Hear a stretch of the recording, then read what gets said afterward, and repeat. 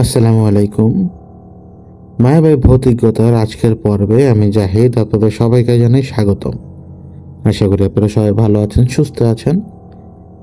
আজকের পর্বে আমরা আপনাদেরকে শোনাবো রাক্ষসে ভবন নামে একটি ঘটনা, এবং সেই সাথে আমরা আপনাদেরকে জানাতে চাই প্রতি বুধবার আমরা প্রচার করছি ভৌতিকতা অলৌকিক, বৃহস্পতিবার একক পর্ব এবং শুক্রবার আপনাদের পাঠানো ঘটনাসমূহ। এবং সেই সাথে ভৌতিকতা এবং মায়া এখন থেকে আপনারা শুনতে পাবেন স্বাধীন মিউজিক অ্যাপে।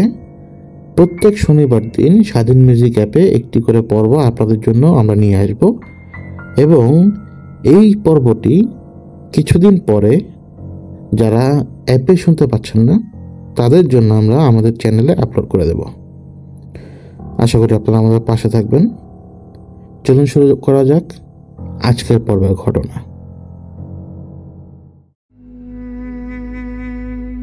মুয়াজ্জেম সাহেব গাড়ি চালাচ্ছেন। ওনার গাড়িতে ছিল ওনার 2 সন্তান এবং ওনার স্ত্রী। মুয়াজ্জেম সাহেব বাংলাদেশের বাইরে ছিলেন প্রায় 15 বছরের মতো। তিনি বাংলাদেশে যখন ব্যাক করেন ওই সময়টা হচ্ছে 2009 সাল বা 2010 সাল, এবং ওই সময় মুয়াজ্জেম সাহেব ঢাকার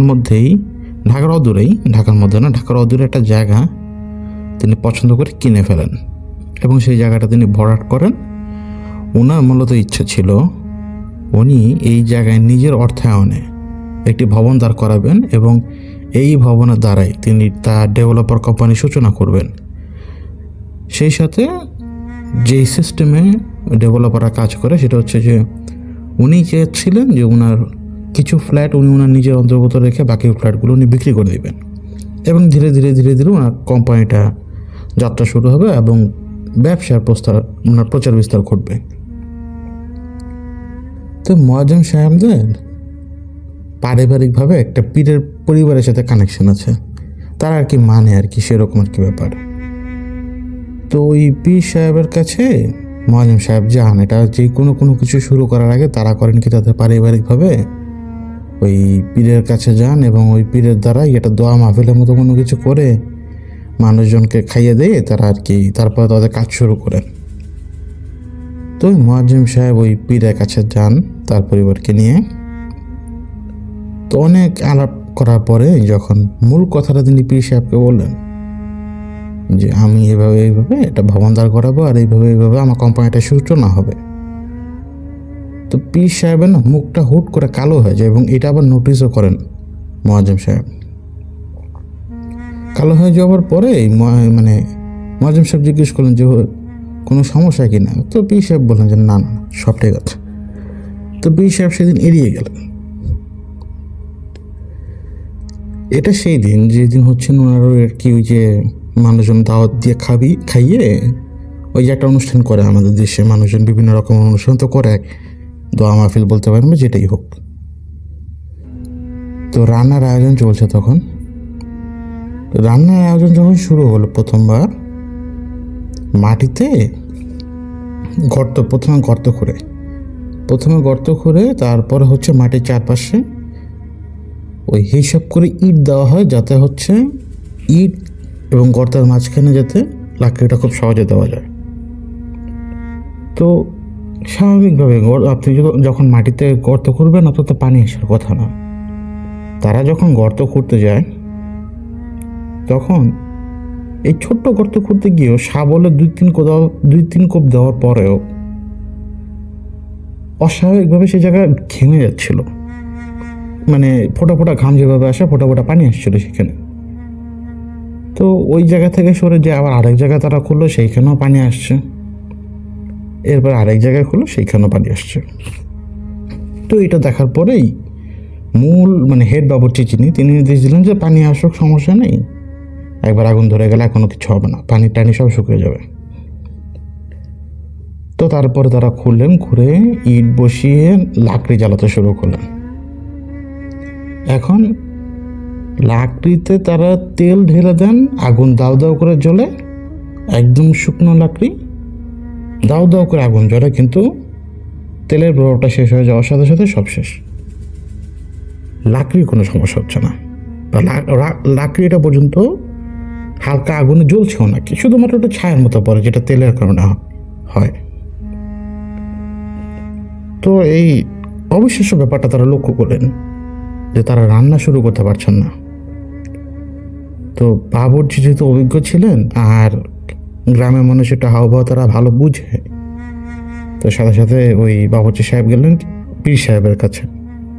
পীর সাহেবের কাছে গেলেন এই ব্যাপারটা বলার জন্য। এখন হেড বাবুর্চিকে দেখেই পীর সাহেব একেবারে ধরে ফেলেন যে ঘটনা তো ঘটে গেছে। এখন পীর সাহেব কীভাবে বুঝলেন যে ঘটনা তো ঘটে গেছে? বাবুর্চি কিন্তু তখন তাকে কিছু বলেনি। স্বাভাবিকভাবে কিন্তু বাবুর্চির এখানে আসার কথা না, কিন্তু গতকাল রাতেই পীর সাহেব কিন্তু একটা মেসেজ পেয়ে যান। মনে আছে যে পীর সাহেব যখন মুয়াজ্জেম সাহেবের কাছ থেকে যখন ওই প্রস্তাবটা শুনলো যে তিনি অমুক জায়গায় জমিটা কিনেছিলেন এবং ওই জমির উপরে তিনি তার কোম্পানির শুরুটা করবেন, ওই সময় এমনি এমনি মুখ কালো হয়নি পীর সাহেবের। কারণ পীর সাহেব লক্ষ্য করেছিলেন যে মুয়াজ্জেম যখন এই কথাটা বলছিলেন, মুয়াজ্জেমের স্বাভাবিক চেহারা কেমন যেন বিকৃত হয়ে যায় কয়েক সেকেন্ডের জন্য। যেমন মনে হবে যে তার চেহারাটা মানুষের বদলে হঠাৎ কোনো শয়তানের রূপ চেহারা নিয়ে নিয়েছে। চেহারাটা পীর সাহেবের মতো, পীর সাহেব যেভাবে দেখেছিলেন যে হাসি দেওয়ার পরে দুই ঠোঁটের কোণা স্বাভাবিক জায়গা না থেকে গালের উঁচু অংশটার মধ্যে চলে আসে, মানে একটা ইউ শেপের হাসি, এবং চোখগুলো কেমন যেন ভেতরে ডেবে যায়। মানে চোখের শুধু পাতার কারণেই বোঝা যায় যে ওই জায়গায় চোখ আছে, এর বাইরে কিছু বোঝা যায় না। তো এই জন্য না মুখটা কালো হয়ে যায়, কিন্তু খুব সাবধানে তিনি রিয়াকশনটা প্রকাশ করেননি। এবং পীর সাহেবের একজন বন্ধু যিনি আছেন, তিনি আবার কিন্তু এরকম না যে কাজ কারবার করার মতো ক্যাপাবিলিটি রাখেন।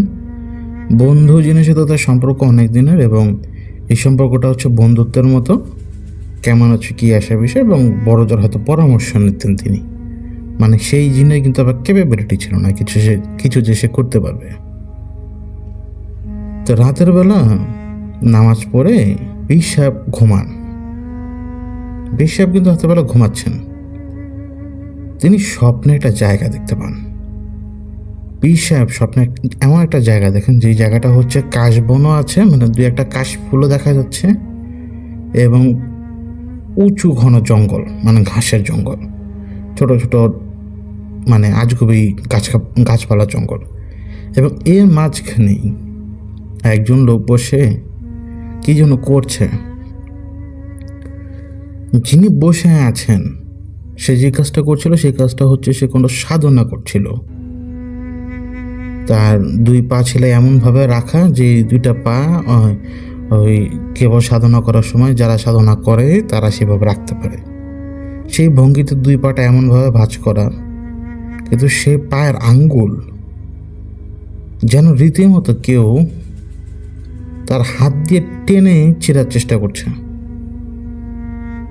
মানে এমন অবস্থা হয়ে গেছে যে কেউ হাত দিয়ে ওই আঙ্গুলটা টেনে ছেঁড়ার চেষ্টা করছে, খুবলে ওঠানোর চেষ্টা করছে হাত দিয়ে, মানে মোচড় দিয়ে, মানে ছিঁড়েনি কিন্তু, মানে মোচড় দিয়ে ঘুরিয়ে ফিরে ওই আঙ্গুলগুলো ছেঁড়ার চেষ্টা করছে তার পায়ের। তো অদৃশ্যভাবে যখন এই ঘটনাটা ঘটছে, উনি স্বপ্নে দেখছেন যে অদৃশ্যভাবে কেউ তার পায়ের আঙ্গুলগুলো ছেড়ার চেষ্টা করছে। যিনি আসনে বসে আছেন তিনি শুধু ব্যথায় যন্ত্রণায় কাঁদছেন, অনুভব করছে যে তিনি ব্যথা যন্ত্রণায় কাঁদছেন। হঠাৎ উনি শুধু এটুকু দেখতে পান, কিছু একটা অদৃশ্য কিছু একটা এসে ওই লোকের পাঁজরের পুরো অংশটা একটা থাবা দিয়ে ছুটিয়ে ফেলে, ছুটিয়ে ওই জায়গাটা পুরোপুরি মানে খুলে ফেলে, মানে ওই বিচ্ছিন্ন করে ফেলে। পাঁজরের ওই অংশটা বিচ্ছিন্ন হয়ে যাওয়া মাত্রই ওই লোক আতঙ্কে সেই দিকে তাকায়, তার যেই জায়গাটা বিচ্ছিন্ন হয়ে গেছে, এবং ওই যে কয়টা সেকেন্ড তিনি রিয়াকশন দিতে পারেন সেন্সলেস হওয়ার আগ মুহূর্তে, মানে মৃত্যুর ছোঁয়া পাওয়ার আগ মুহূর্তে, ওই আসনের থেকে সেই লোক বাঁকাভাবে উঠে পড়ে বসে, মানে শকে, মানে স্বপ্নে কিন্তু দেখছেন এটা পীর সাহেব। এবং ওই লোক তার সেই বিচ্ছিন্ন অংশের দিকে তাকিয়ে তাকিয়ে যখন পড়ে যাচ্ছিলেন, তখন তিনি শুধুমাত্র দেখতে পান কেউ আছে তার সামনে দাঁড়িয়ে। ওই লোকের সামনে পীর সাহেব দেখছেন যে কেউ তার সামনে দাঁড়িয়ে আছে, যে মানুষও না জিনও না, মধ্যম জায়গার একটা, মনে হবে যে বন মানুষ, সে মানুষ এবং জিন দুই ধরনের শক্তি তার আছে, এটা মনে হবে দেখলে। তো এই স্বপ্ন দেখার পরে ওনার ঘুমটা ভেঙে যায়, এবং ওনার ঘুমটা ভেঙে যাওয়ার পেছনে কারণও আছে। পীর সাহেব ওই স্বপ্নের মধ্যেই, স্বপ্নের শেষ দিকটায় উনি কান্নার শব্দ শুনতে পান। মানে এটা হচ্ছে মায়া কান্না না, এটা একজন মানুষ দুঃখ পেলে যেভাবে কাঁদে, বা সে কোনো কিছু আশঙ্কা করলে, বিপদ নিয়ে আশঙ্কা করলে, সে যদি সেই বিপদের কথা চিন্তা করতে যে কান্না যেভাবে ভেঙে পড়বে, ওইভাবে কেউ কান্না করছে। তো স্বপ্নটা দেখার পর যখন ওনার ঘুম ভাঙলো, পীর সাহেবের মনেই বলছিল যে ওনার বন্ধুই কাঁদছে, ওনার যে জিন বন্ধু সেই বন্ধুই কাঁদছে।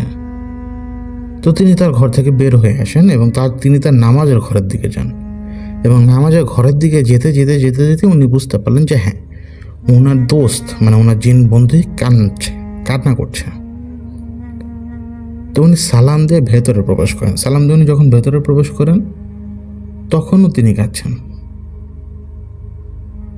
তো আন্দাজ করতে পারলেন অন্ধকারের মধ্যে তার বন্ধু যে জায়গাটায় ইমাম সাহেব বসে নামাজ পড়েন তার ডান পাশে বসা। তো ইমাম সাহেব করলেন কি, সেদিকে না যেয়ে আন্দাজ যে জায়গায় করেছেন তার একটু পেছনে এসে বসলেন, বসে অপেক্ষা করছিলেন। হঠাৎই তার বন্ধু বলে উঠলো যে তুমি তো জানতে, তুমি যখন বুঝতে পারলে তুমি সাবধান করলে না কেন? তো পীর সাহেব বললেন যে বন্ধু তুমি আমাকে কি বলছো? তখন ওই জিন বলছে যে তোমার সাবধান করা উচিত তাকে, তোমার দেখা উচিত সে তোমার পাশে বসে ছিল, সে শুধুমাত্র পাশে বসে থাকার কারণে সেই ছায়ার প্রভাব তোমার উপরে পড়েছে এবং তুমি দেখেছো ওকে। ওই ছেলের উপরে প্রভাব পড়ে গেছে, ওই ছেলে অনেক বড় বিপদে, তার দুটো সন্তান বিপদে, তার স্ত্রী বিপদে, সে নিজে বিপদে, তোমার তাকে না করা দরকার। তো পীর সাহেব বলছিলেন যে ওরা তো শহরের মানুষ, ওরা কি এটা বিশ্বাস করবে এখন? ওর মা যদি থাকে, ওর বাবা যদি থাকে, তাহলে বলতে পারতাম যে ছেলেকে বলুন যে ওই জায়গায় জমিটার মধ্যে যাতে কোনো কিছু না করে।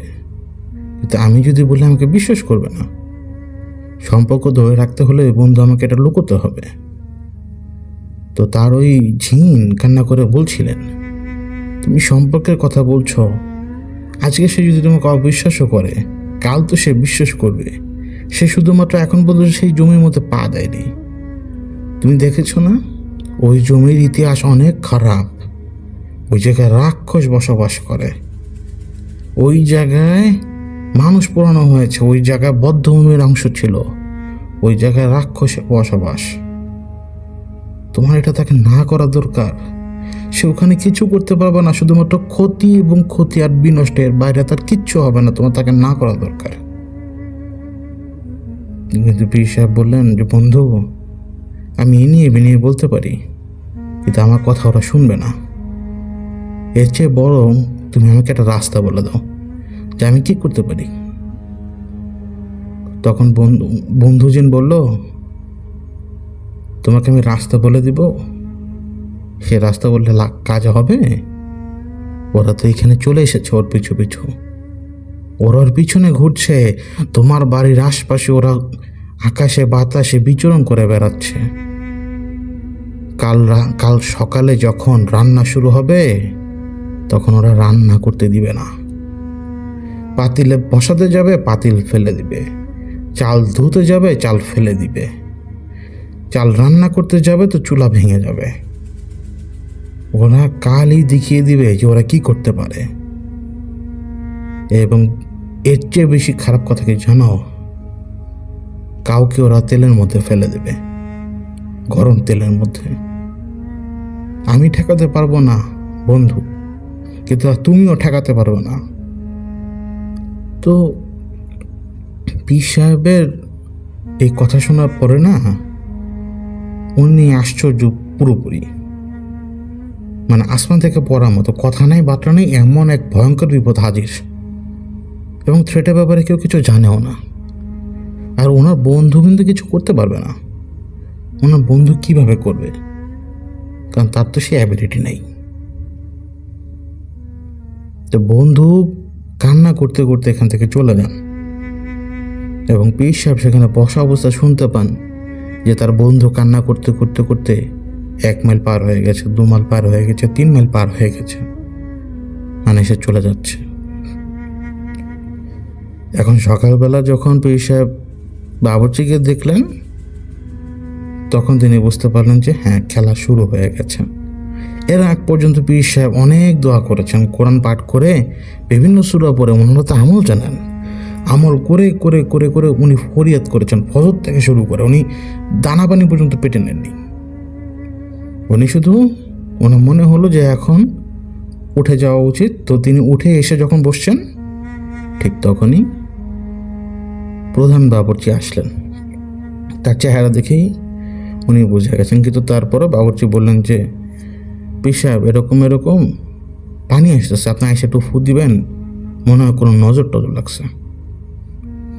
তো পীর সাহেব বললেন যে তুমি যাও, রান্না করো, সমস্যা নেই, এরকম হতেই পারে, ওই হয়তো কুয়াশা জমেছিল এরকম, যে রান্না শুরু করো। তারা আবার এলেন, আগুন চললো এবার, কিন্তু পাতিল পড়ে গেল। যখন পাতিল দিল, পাতিল আনার সময় পড়ে গেল, পাতিল বসানোর সময় পড়ে গেল, চুলা কাত হয়ে। এরপরে চাল ধুতে গিয়ে অনেকগুলো চাল পড়ে গেল, চাল ধুয়ে উঠানোর সময় সে পাতিল পড়ে গেল। তারপরে চাল বসানোর পরে প্রায় বলক চলে আসার পরে আবারও চুলা ভেঙে পাতিল পড়ে গেল। এই কুলক্ষণটা না সবাই বুঝতে পারছিলেন, শুধুমাত্র এক শহরে এই লোক, মানে যিনি বিদেশে ছিলেন মোয়াজ্জেম সাহেব বুঝতে পারেননি, বা তার পরিবার বুঝতে পারেনি। মোয়াজ্জেম সাহেবকে বয়োজ্যেষ্ঠরা বোঝাচ্ছিলেন যে দেখো মনে হয় কোনো সমস্যা হচ্ছে, কোনো দেখো বারবার বাধা পড়ছে, বাধা পড়া ভালো না। আর মোয়াজ্জেম সাহেব কি বলছিলেন জানেন? বলছিলেন যে এই সমস্ত লোক বাটপারি করছে বদনামি করার জন্য, দেরি করার জন্য, যাতে মানুষজনের বেশি মানুষকে যাতে না খাওয়াতে পারি। তো মোয়াজ্জেম সাহেবের সাথে আর কেউ বেশি বার্গেনিংয়ের মধ্যে যাননি। এখন বাধা তো কন্টিনিউ পড়ছিল, এই কাজ করতে গেলেও বাধা পড়ে, সেই কাজ করতে গেলেও বাধা পড়ে। কেউ যদি বটিতে কোনো কিছু কাটতে যেত তাহলে তার হাত কেটে যাচ্ছে, আঙ্গুল কেটে রক্ত বেয়ে সোজা বটির আগা থেকে গোড়া পর্যন্ত চলে যাচ্ছে। দুজন লোক তাদের হিসাবে তারা কোনো কিছুর সাথে উষ্টা খেয়ে পড়ে গেছে তাদের হিসাবে।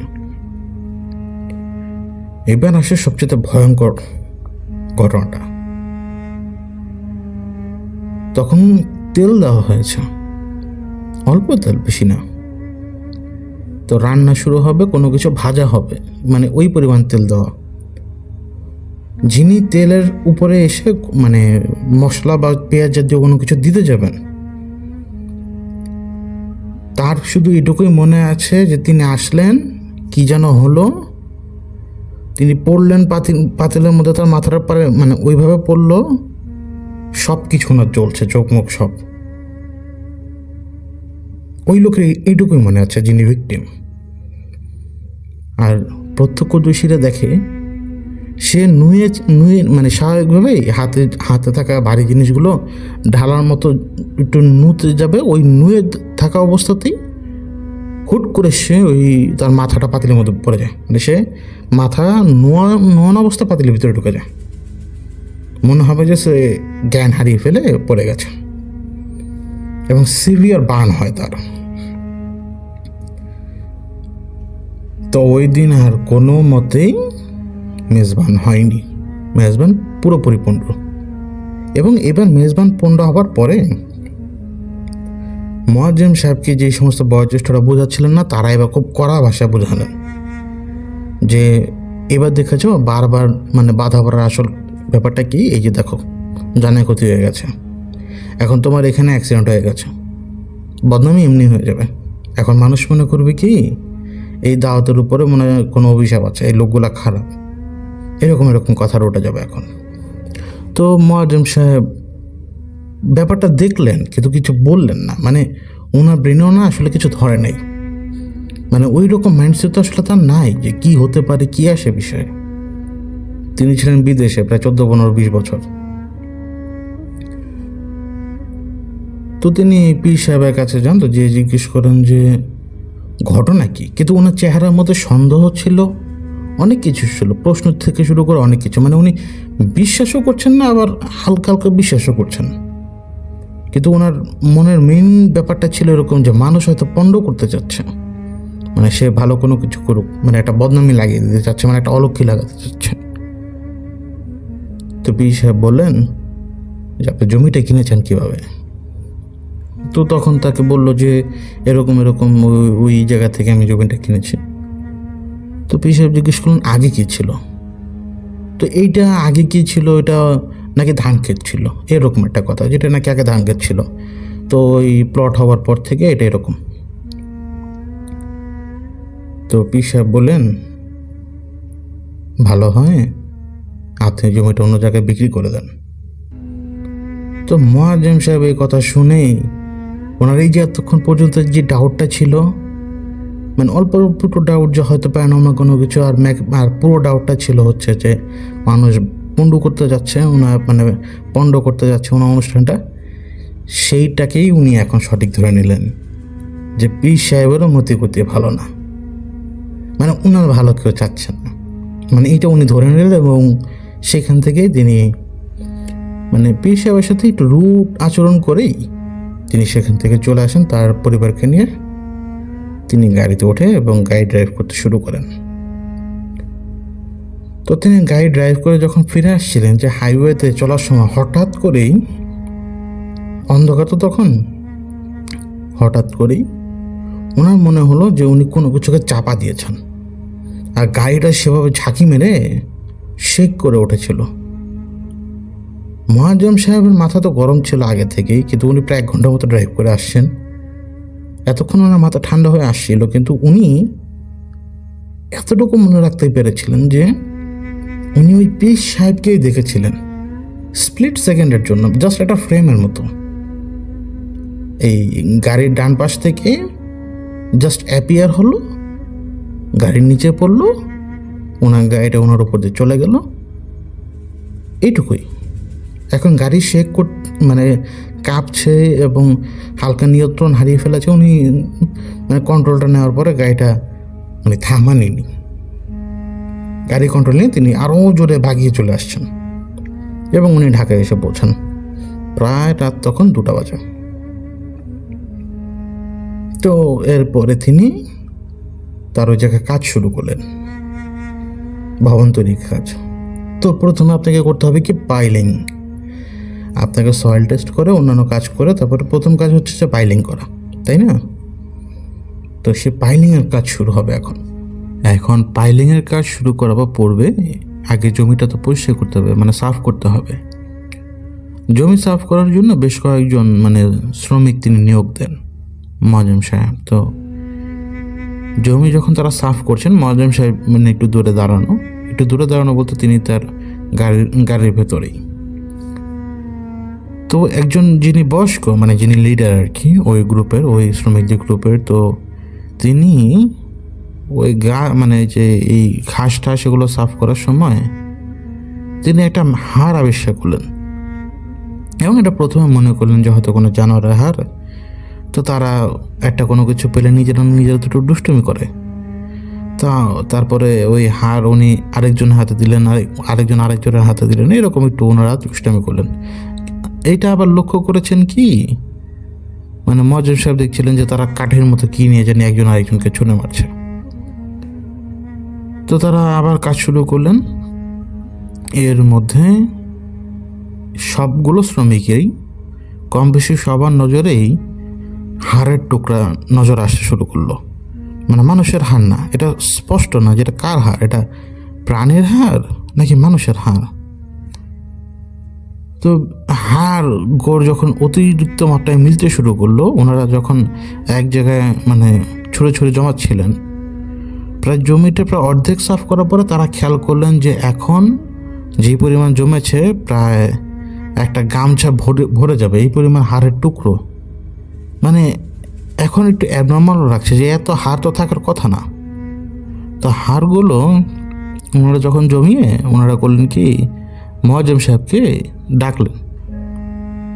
মোয়াজ্জেম সাহেব আসার পরে তারা দেখালেন যে স্যার এই জায়গায় আপনার এইখানে এই জমিতে আশেপাশে শুধু হাড় আর হাড়, এই দেখেন কি পরিমাণে হাড় জমছে।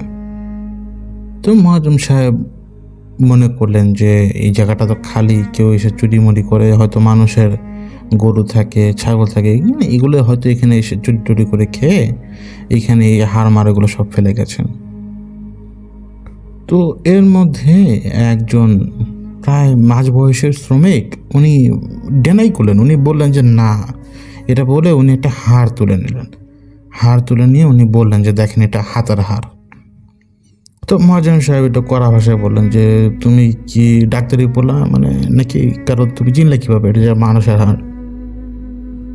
তো ওই শ্রমিক বললেন যে আমি কবর খড়ি, কিন্তু আমি কবর খড়ি আর আমি জানি এইটা মানুষের হাড়। তো মহাজন সাহেব মানতে রাজি না। তো সেই লোকেরাও আর বেশি কথাবার্তা বললো না, তারা কাজ শুরু করলো আবার। এবার কাজ শুরু করার এক পর্যায়ে একটা ঝোপের কাছে আসার পরে একজন ইয়াং শ্রমিক, তার মনে হলো যে তিনি প্লেটের মতো কিছুটা খয়েরি মেটে কালারের প্লেটের মতো কিছু একটা দেখছেন ঝোপের মাটির উপরেই, মানে মাটির নিচে বাকি অংশটা ওই হালকা একটু প্লেটের মতো জায়গাটা দেখা যাচ্ছে। তো সেই শ্রমিক করলেন কি, কোদালে কোনা দিয়ে মানে সেটা একটা মানে শেপে ধরার চেষ্টা করলেন। তো তিনি পাচ্ছেন না।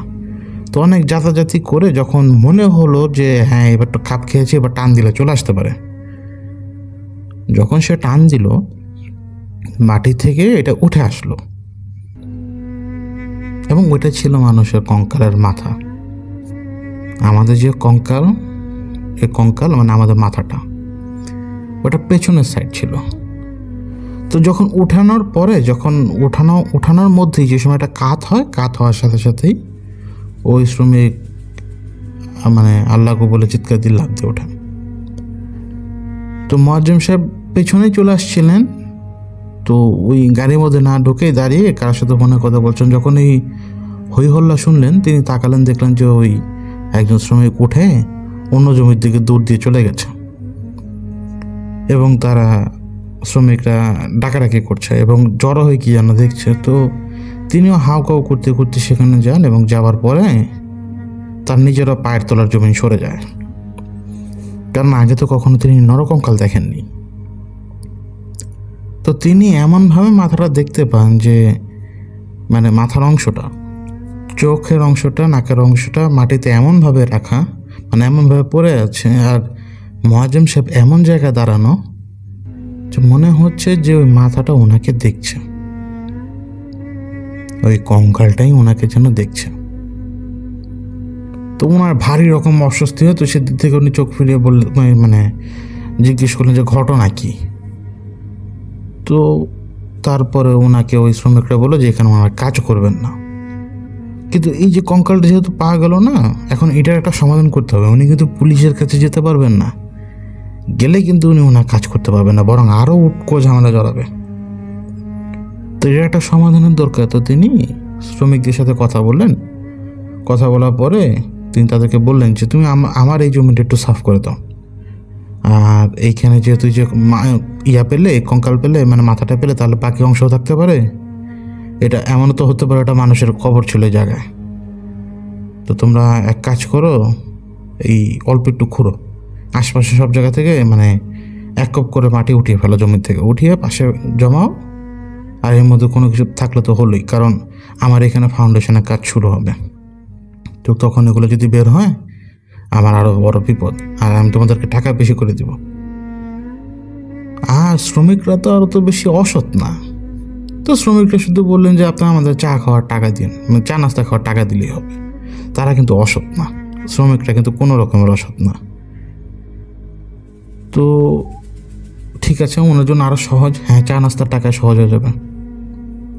এবার ওনার চোখের সামনে আশপাশ থেকে প্রায় 1 ইঞ্চি মানে এক কোদাল ঢোকানোর পরে যতটুকু মাটি ওঠে, এভাবে তারা মাটি ওঠাতে লাগলেন। এবং যেই শ্রমিক পালিয়ে গিয়েছিল তাকে আবার 2-1 মিলে ধরে নিয়ে এসেছিল। ধরে নিয়ে এসে তাকে কি বুঝালো জানি না, সে কাজ করবে না, কিন্তু দাঁড়িয়ে আছে চুপচাপ অন্যদিকে তাকিয়ে। প্রায় আধা ঘন্টা পরে মুয়াজ্জিম সাহেব ওই জায়গায় দাঁড়িয়ে থাকা অবস্থায় মানে উনি ওনার নজর ঘোরাচ্ছেন এদিক ওদিক, কিন্তু বারবার মনে হচ্ছে কঙ্কালটা যেন ওনাকে ভেঙচি কেটে ডাকছে, মানে কঙ্কালটা ওনাকে চোখ টিপও দিচ্ছে, ভেঙচিও কাটছে। তো মাঝে মাঝে না 2-1 পলক উনি ফেলতেন কঙ্কালের উপরে, এবং ওই মাথাটা ওনার মনে হতো যে মাথাটা নড়ছে, নিজে নিজে নড়ছে। হঠাৎ একটা বিভৎস ঘটনা ঘটল। একজন শ্রমিক যিনি কোদাল দিয়ে মাটি কাটছিলেন, তিনি শুধু একটা কোপ মারলেন এবং তিনি বিকটভাবে চিৎকার করে উঠলেন, এবং সেই সাথে আশপাশের শ্রমিকরা যখন তার দিকে তাকায় তাদেরও মাথা সম্পূর্ণভাবে এলোমেলো হয়ে যায়। ওই শ্রমিক মাটিতে যখন কোপ মারতে গিয়েছিল, কিভাবে যেন তার পা ওই কোদাল বরাবর চলে আসে এবং তার গোড়ালির উপরের অংশের মধ্যে, হাড়ের মধ্যে, মানে আমাদের পায়ের নিচের অংশ, লম্বা হাড় এবং গোড়ালির যে জয়েন্টের মধ্যে কোদালটা বিঁধে গেছে এবং এমনভাবে বিঁধে গেছে যে গোড়ালির নিচে যে টিস্যুগুলো থাকে পায়ের, এই যে টিস্যুগুলো পাটাকে ধরে রাখে নিচের দিকে, পায়ের তলার অংশটা, ওই অংশটার সাথে কোনো রকমে লেগে আছে পাটা, আর ওই কোদালটা ওইটার মধ্যে বিদ্ধ অবস্থায়। সে পা উঁচু করে ধপাস করে যখন পড়ল, মুয়াজ্জেম সাহেব দেখতে পান যে একটা মানুষের পায়ের মধ্যে মানে নারী নক্ষত্র সব কিছু বেয়ে মানে ছুটে ছুটে রক্ত পড়ছে, তার পাটা অস্বাভাবিকভাবে অন্যদিকে ঘুরে গেছে, তার পায়ের মধ্যে কোদাল ঢোকানো। দ্রুত এই লোককে হাসপাতালে নেওয়া হয়, শ্রমিককে হাসপাতালে নেওয়া হয়, এবং এরপরে খবর মুয়াজ্জেম সাহেব জানেন না।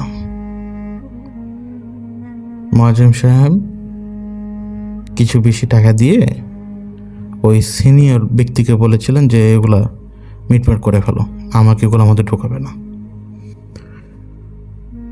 তো ওই দিনের পরে সব কিছু ঠান্ডা হওয়ার জন্য করলেন কি, উনি 2 মাসে কোনো কাজে হাত দেননি। এই 2 মাসের মধ্যে উনি আরও খোঁজ খবর নিলেন এই জায়গা জমির ব্যাপারে, যে এই জায়গায় কি কোনো সময় কবরস্থান ছিল কিনা, বা এই জায়গায় কোনো কিছু ছিল কিনা। খোঁজ খবরে ওনার কাছে এরকম আসে যে এই জায়গাটা আসলে ধান ক্ষেত ছিল, মানে ধান ক্ষেত বলতে এরকমই খোলা জায়গা ছিল, এবং মানুষ এখানে ভয় আসতো না। মানুষ ভয় করতো এই জন্য যে এইখানে যুদ্ধের সময় মনে হয় কোনো মানুষজনকে পুঁতে ফেলেছিল অথবা পুড়িয়ে মেরেছিল, এরকম কিছুটা ঘটেছিল এই জায়গাতে, মানে ভয়ঙ্কর একটা ঘটনা ঘটেছিল আর্মির দ্বারা। তো তারপর থেকে এই জায়গায় মানুষ ভয় পেত এই জায়গায় আসতে, এবং তারা প্রায় সময় দেখতো যে এই জায়গা থেকে মানে ভয়ঙ্কর দেখতে, মানে রাক্ষসের মতো দেখতে একদল মানুষ ছোটাছুটি করতো। মানুষই না, কিন্তু মানুষ, তারা ছোটাছুটি করতো। এটা খুব প্রবীণ একজন ব্যক্তি তাকে এটা বলতে পেরেছিলেন, এর বাইরে আর কোনো ইনফরমেশন ছিল না। তো এবার করলেন কি, যে পীর সাহেবের সাথে একটু যোগাযোগ করলেন মুয়াজ্জেম সাহেব। তো তিনি জানতে পারলেন যে পীর সাহেব একটু অসুস্থ, তিনি হাসপাতালে ভর্তি অনেকদিন ধরে। ঠিক আছে, এর মধ্যে খবর আসে যে পীর সাহেব মারা গেছেন। তিনি অসুস্থ ছিলেন, খুবই স্বাভাবিকভাবে তার মৃত্যু হয়, এবং তার বয়সও ছিল কিন্তু অনেক। তো এখন আর উত্তর জানা যাবে না, কারণ পীর সাহেব কিন্তু আন্দাজ করতে পেরেছিলেন। এই জন্য পীর সাহেব বলেছিলেন যে জমিটা তো অন্য কোথাও বিক্রি করে ফেলেন। এখন উনি করলেন কি, যে 2-1 জায়গায় উনি গেলেন, 2-1 হুজুরের কাছে গেলেন, এবং 2-1 হুজুর বলতে কিছু হুজুরের কাছে যে যান তিনি, এমন কিছু হুজুরের কাছে যেটা আমার বলতে লজ্জা লাগে, যে তারা বিশ্বাসই করে না, এবং তাদের বেশভূষা দেখলেই মনে হয় যে আসলে এরা হচ্ছে মডার্ন মুসলমান বা মডার্ন হুজুর। তারা হ্যাঁ কোরআনে আছে, সবই আছে, কিন্তু চোখে দেখলেও বিশ্বাস করবে না যে জিন। ওই লোকগুলো তাকে পরামর্শ দেয় যে আপনি অন্য এলাকা থেকে লোকজন এনে একেবারে ধুমধাম করে কাজ শুরু করে দেন, আর হাড়গোড় পেলে কি আর নাই পেলে কি, আপনি পুলিশকে বলবেন অনেক বছর আগের জমি, যে কোনো কিছু আপনি পেতে পারেন, আপনি তো আর এখানে খুনটুন কোনো কিছু করেননি, তো আপনি কাজ শুরু করে দেন, এখানে কোনো সমস্যা নেই। আর কেউ বললে ওগুলো বিশ্বাস করবেন না। তো এরপরে যে ঘটনাগুলো ঘটে আমি তো এর ব্লেমটা সম্পূর্ণ সেই লোকটাকে দিব, সে আলম নামে মূর্খকে। কারণ এরপরে শুধু একটা দুটো না, 11 জন মানুষ মরেছে ওই জায়গায় বিভিন্নভাবে। তিনি করলেন কি, মোয়াজ্জেম সাহেব এখন তাকে ফাউন্ডেশন তো দাঁড় করাতে হবে, পাইলিংয়ের কাজ বাকি। তো এখন যখন আরও দূর থেকে এই এক্সকেভেটার সহ এই সমস্ত লোকজন একটু ভাড়া করে আনলেন এবং কাজ শুরু করলেন, তো ঠিকই আরও মানুষের ডেড বডি পাওয়া গেল, হাড়ের অংশ, মাথার খুলি। এবং এটা স্বাভাবিকভাবে পুলিশের কাছে জানানো হলো এবং পুলিশও একটা ক্লিয়ারেন্স দেয়, তাদের মতো তারা একটা তদন্ত করে তাদের মতো একটা ক্লিয়ারেন্স দেয় যে ওই হয়তো এই জায়গায় কোনো সমস্যা ছিল। আরও পিছনে ব্যাকডেটে তারা তদন্ত করে জানতে পারে যে হয়তো আর্মি কোনো কিছু করেছিল, কিন্তু এই জমিটা তো বিক্রি হয়ে গেছে এবং একটা দলিল আছে ভ্যালিড। তো হয়তো এখন আরেকজনের জমির মধ্যে লাশ এনে ফেলে রাখলে তো সেই জমি মানে বন্ধ হয়ে যাবে না, মানে বাতিল হয়ে যাবে না, তাই না? তো অনেক ঝামেলা করে এবং উপর মহল থেকে উনি সিস্টেম করে ওনার জমিটাকে উনি মানে নিজের কাছে রাখতে পারেন এবং পাইলিংয়ের কাজ শুরু হয়। পাইলিংয়ের কাজ যেদিন শুরু হয় তার 2 দিন পরে একজন শ্রমিকের লাশ পাওয়া যায়। পাইলিং করার সময় ওই জায়গায় পানি জমেছিল এবং ওই শ্রমিককে পাওয়া যায় এইভাবে যে তিনি পানিতে ডুবে মারা গেছেন। ওই জায়গায় কিন্তু পানি হাঁটু সমানো না, কিন্তু তাকে ওইভাবে তার ডেড বডিটা ওইভাবে পাওয়া যায়। তো প্রথম মার্ডারটা মানে প্রথম মৃত্যুটা ঘটে ওইখানে পাইলিংয়ের সময়। এবং প্রায় 4 তলা ফাউন্ডেশন করতে করতে করতে করতে বিভিন্নভাবে আরও 2 জন লোক মারা যান। কেউ কারোর মাথায় ওই মানে পাইল দাঁড়া করানোর সময় পাইল ভেঙে পড়েছে, আবার একজন কাজ করার সময় মানে ইলেকট্রিক শকে মারা গেছেন। তো ধীরে ধীরে ধীরে ধীরে ফাউন্ডেশন দাঁড়াতে থাকে। ফাউন্ডেশন দাঁড়াতে দাঁড়াতে প্রায় 6 তলা বা 7 তলা ফাউন্ডেশন হয় এবং আশপাশেও ডেভেলপমেন্ট শুরু হয় তখন। এবং এতটুকুর মধ্যে আরও 2 জন লোক মারা যাওয়ার কারণে বেশ ভালো রকমের ঝামেলার মধ্যে পড়েন মোয়াজ্জেম সাহেব এবং 3 বছর ওনার বিল্ডিংয়ের কাজ বন্ধ ছিল। 3 বছর অতদিনে তিনি পাইলিং তুলে ফেলেছিলেন, মানে পাইলিং তুলে উনি ফাউন্ডেশন দাঁড় করিয়ে ফেলেছেন। সর্বশেষ যিনি মারা যান উনি একজন শ্রমিক, যিনি ছাদ থেকে পড়ে রেলিংয়ের উপর পড়ে তার মানে পিঠের হাড় একটা টিকেনি, এমনভাবে তিনি মারা যান।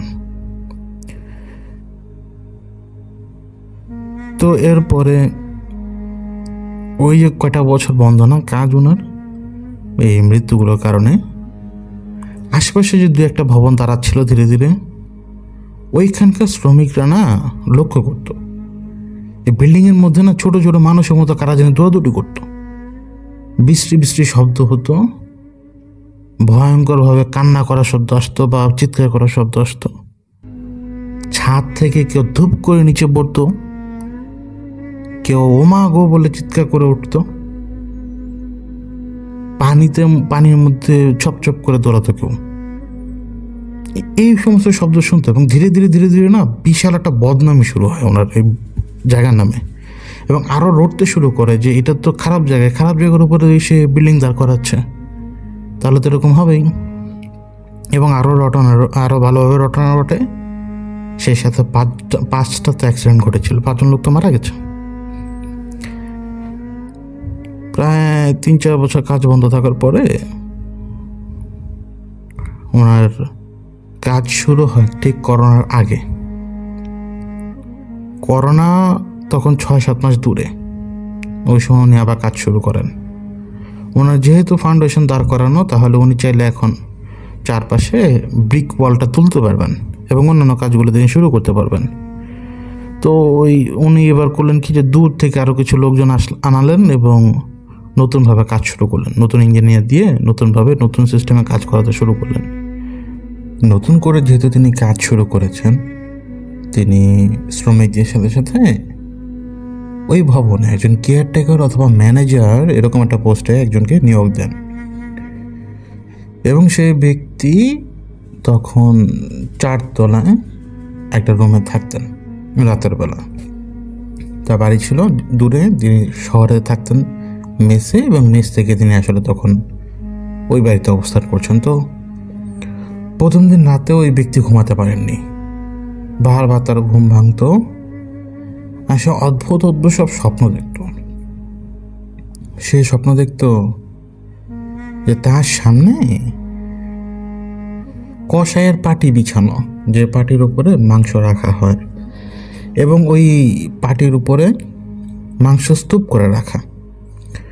তার সামনে 3 জন লোক বসে কষায়ের মতো মাংস কাটছে, এবং তিনি স্পষ্ট দেখতে পান যে মাংসগুলো কাটছে এটা হচ্ছে মানুষের।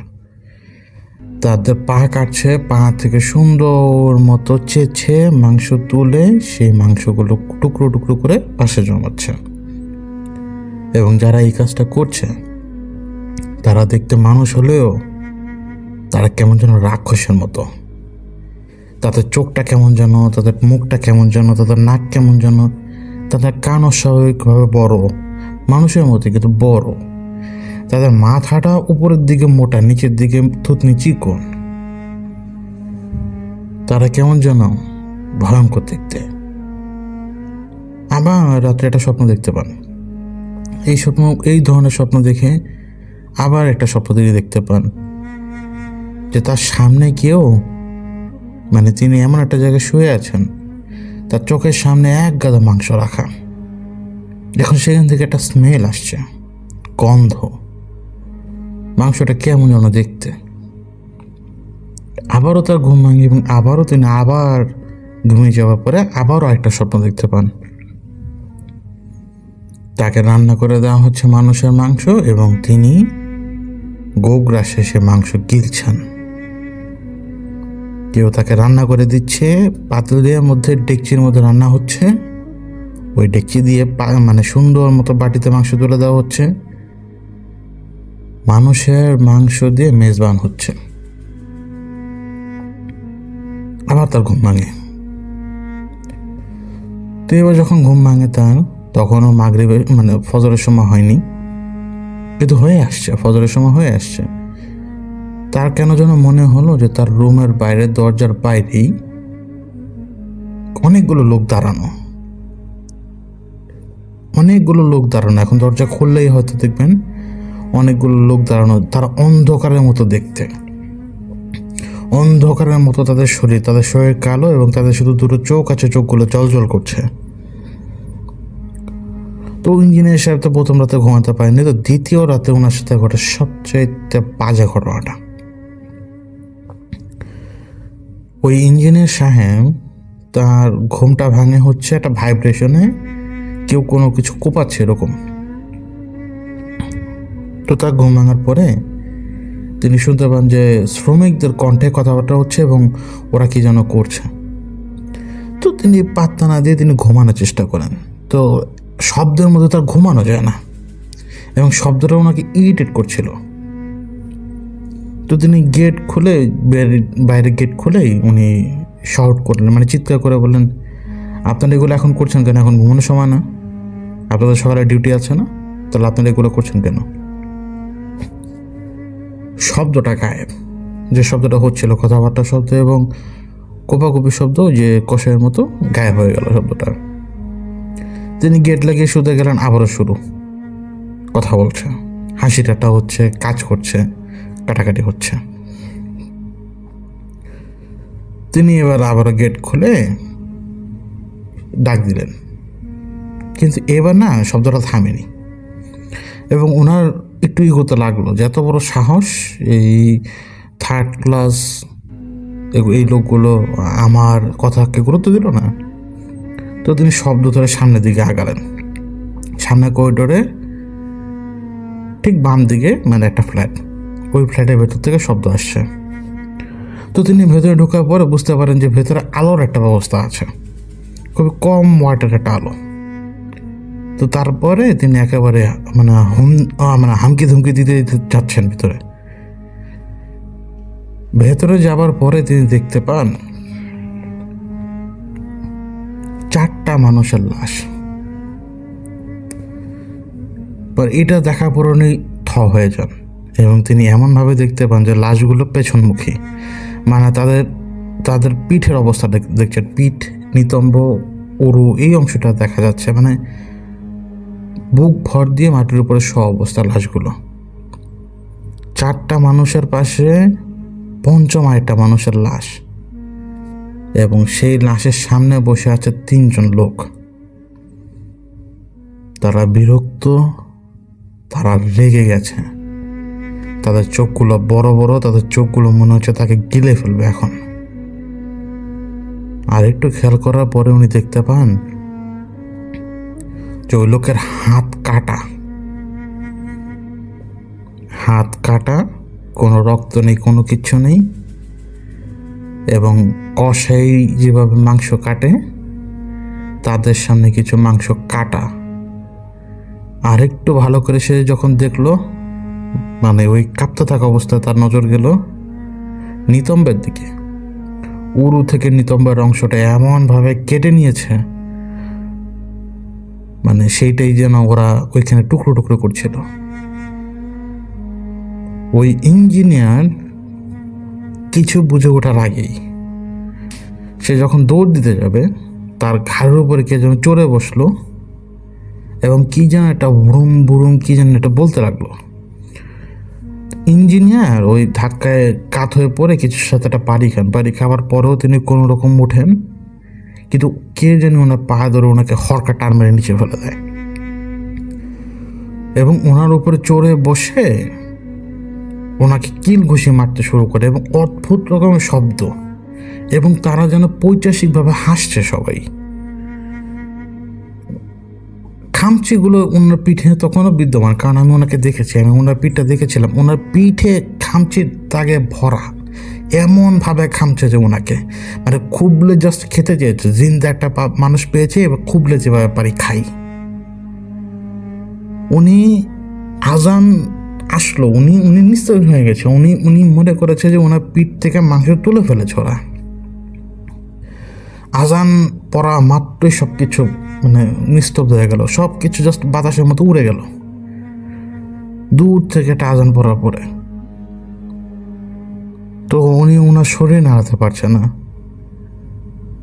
তারপরও আস্তে আস্তে মনে হয় আরো 20 মিনিট পরে যখন একটু আলো ফুটে ওঠে, উনি যখন নিজেকে একটু তুলে দাঁড়াতে পারেন, ততক্ষণে বুঝতে পারলেন যে না, ওনার পিঠ থেকে মাংস নেয়নি, উনি ঠিক আছে, কিন্তু ভয়ঙ্কর রকম ব্যথা সারা শরীর এবং পিঠে কেমন যেন আঠালো আঠালো লাগছে। উনি নিচে নামেন এবং বিল্ডিংয়ের দারোয়ান, যিনি বিল্ডিংয়ে থাকতেন না, দূরের রাস্তায় বসে বিল্ডিংয়ে পাহারা দিতেন, সে দারোয়ান দেখলেন যে ওই ম্যানেজার নিচে নেমে আসছে, তার কাপড় চোপড় সব ছিঁড়া, ময়লা মাখা। তো সে তো ভয় পেয়ে গেছে, মনে হলো যে কিছু একটা হয়েছে, এই জন্য উনি ছুটে আসেন ম্যানেজারের কাছে এবং এসে দেখতে পান ম্যানেজারের পিঠে কম করে হলে 100টার উপরে আঁচড়ের দাগ এবং রক্ত জমে গেছে জায়গায় জায়গায়। তো ম্যানেজারকে হাসপাতালে নিয়ে যায়, হাসপাতালে যান ম্যানেজার, এবং তিনি চাকরি ছেড়ে দেন, তিনি সেখানে চাকরি করবেন না। এরপর হয় কি, বিচ্ছিন্ন কতগুলো ঘটনা ঘটে। ইলেকট্রিক কাজ করতে যে একজন মারা যান, আবারও ছাদ থেকে পড়ে একজন মারা যান। আগের ঘটনাগুলো প্রায় ধামাচাপা দিতে সমর্থ হয়েছিলেন, কিন্তু আবারও নতুন করে কয়েকটা ঘটনা ঘটে। এর মধ্যে যে দারোয়ান ওই ম্যানেজার সাহেবকে দেখতে পেয়েছিলেন, ওই দারোয়ান আবার হার্ট অ্যাটাক করে একজন মারা যান। এরপরে আরও 2জন মানুষ মারা যায়। বিশ্রী রকমের অবস্থা তখন, চারপাশে তখন খুবই খারাপ একটা কন্ডিশন। কি করবেন এখন? কিন্তু তো মাত্র 10 জনের হিসাব, তাহলে 11 জন কে? মানে 11টা মৃত্যু তো ঘটেছে এই জায়গায়, তাহলে এই 11 নাম্বারটা কি এখন? মোয়াজ্জেম সাহেবের একটা সমাধান দরকার। তো এখন মোয়াজ্জেম সাহেব আর ওই রকম ওই স্যুট বুটওয়ালা মানে আলেমদের কাছে আর যাননি, এবার তাদের কাছে গিয়েছেন যারা কাজ করেন। খোঁজ খবর নিয়ে ভালো একটা জায়গায় যান তিনি। ওই জায়গায় যাবার পরে তার কাছে আসল ইতিহাস বের হয়। এবার যে জায়গায় তিনি যান সেই জায়গা থেকে তাকে জানানো হয় যে আপনি যে জায়গাটায় জমি কিনেছেন এই জমিটা ছিল বদ্ধভূমি, এবং বদ্ধভূমির অনেক পূর্বে এই জায়গাটা ছিল ঝিলের মতো। আজ থেকে প্রায় 90 কি 100 বছর আগের কথা। এবং এইখানে নরবলির মতো ঘটনা ঘটেছিল এই জমিনের উপরে, ঠিক পানির উপরে। এবং পানি শুকিয়ে শুকিয়ে ধীরে ধীরে এইখানে জমিটা বের হয় এবং এই জমির মালিকানা পরিবর্তন হয়। অনেক কিছু চড়াই উতরাই পার করে যখন আপনার কাছে এতদিন এসেছে, ততদিনে এই জায়গার অবস্থা অনেক খারাপ। কিন্তু আপনার আসল সত্য কিন্তু এই জমি না। মোয়াজ্জেম সাহেবকে জানানো হয় যে মোয়াজ্জেম সাহেবের এই অবস্থা দেখে, তার আর্থিক উন্নতি দেখে, তার সমস্ত কিছু দেখে তারই এক আপন আত্মীয় তারা আর কি মোয়াজ্জেম সাহেবকে জানা যে আপনার চাচাতো বোনের কাজ। তো ওনার চাচাতো বোন নাকি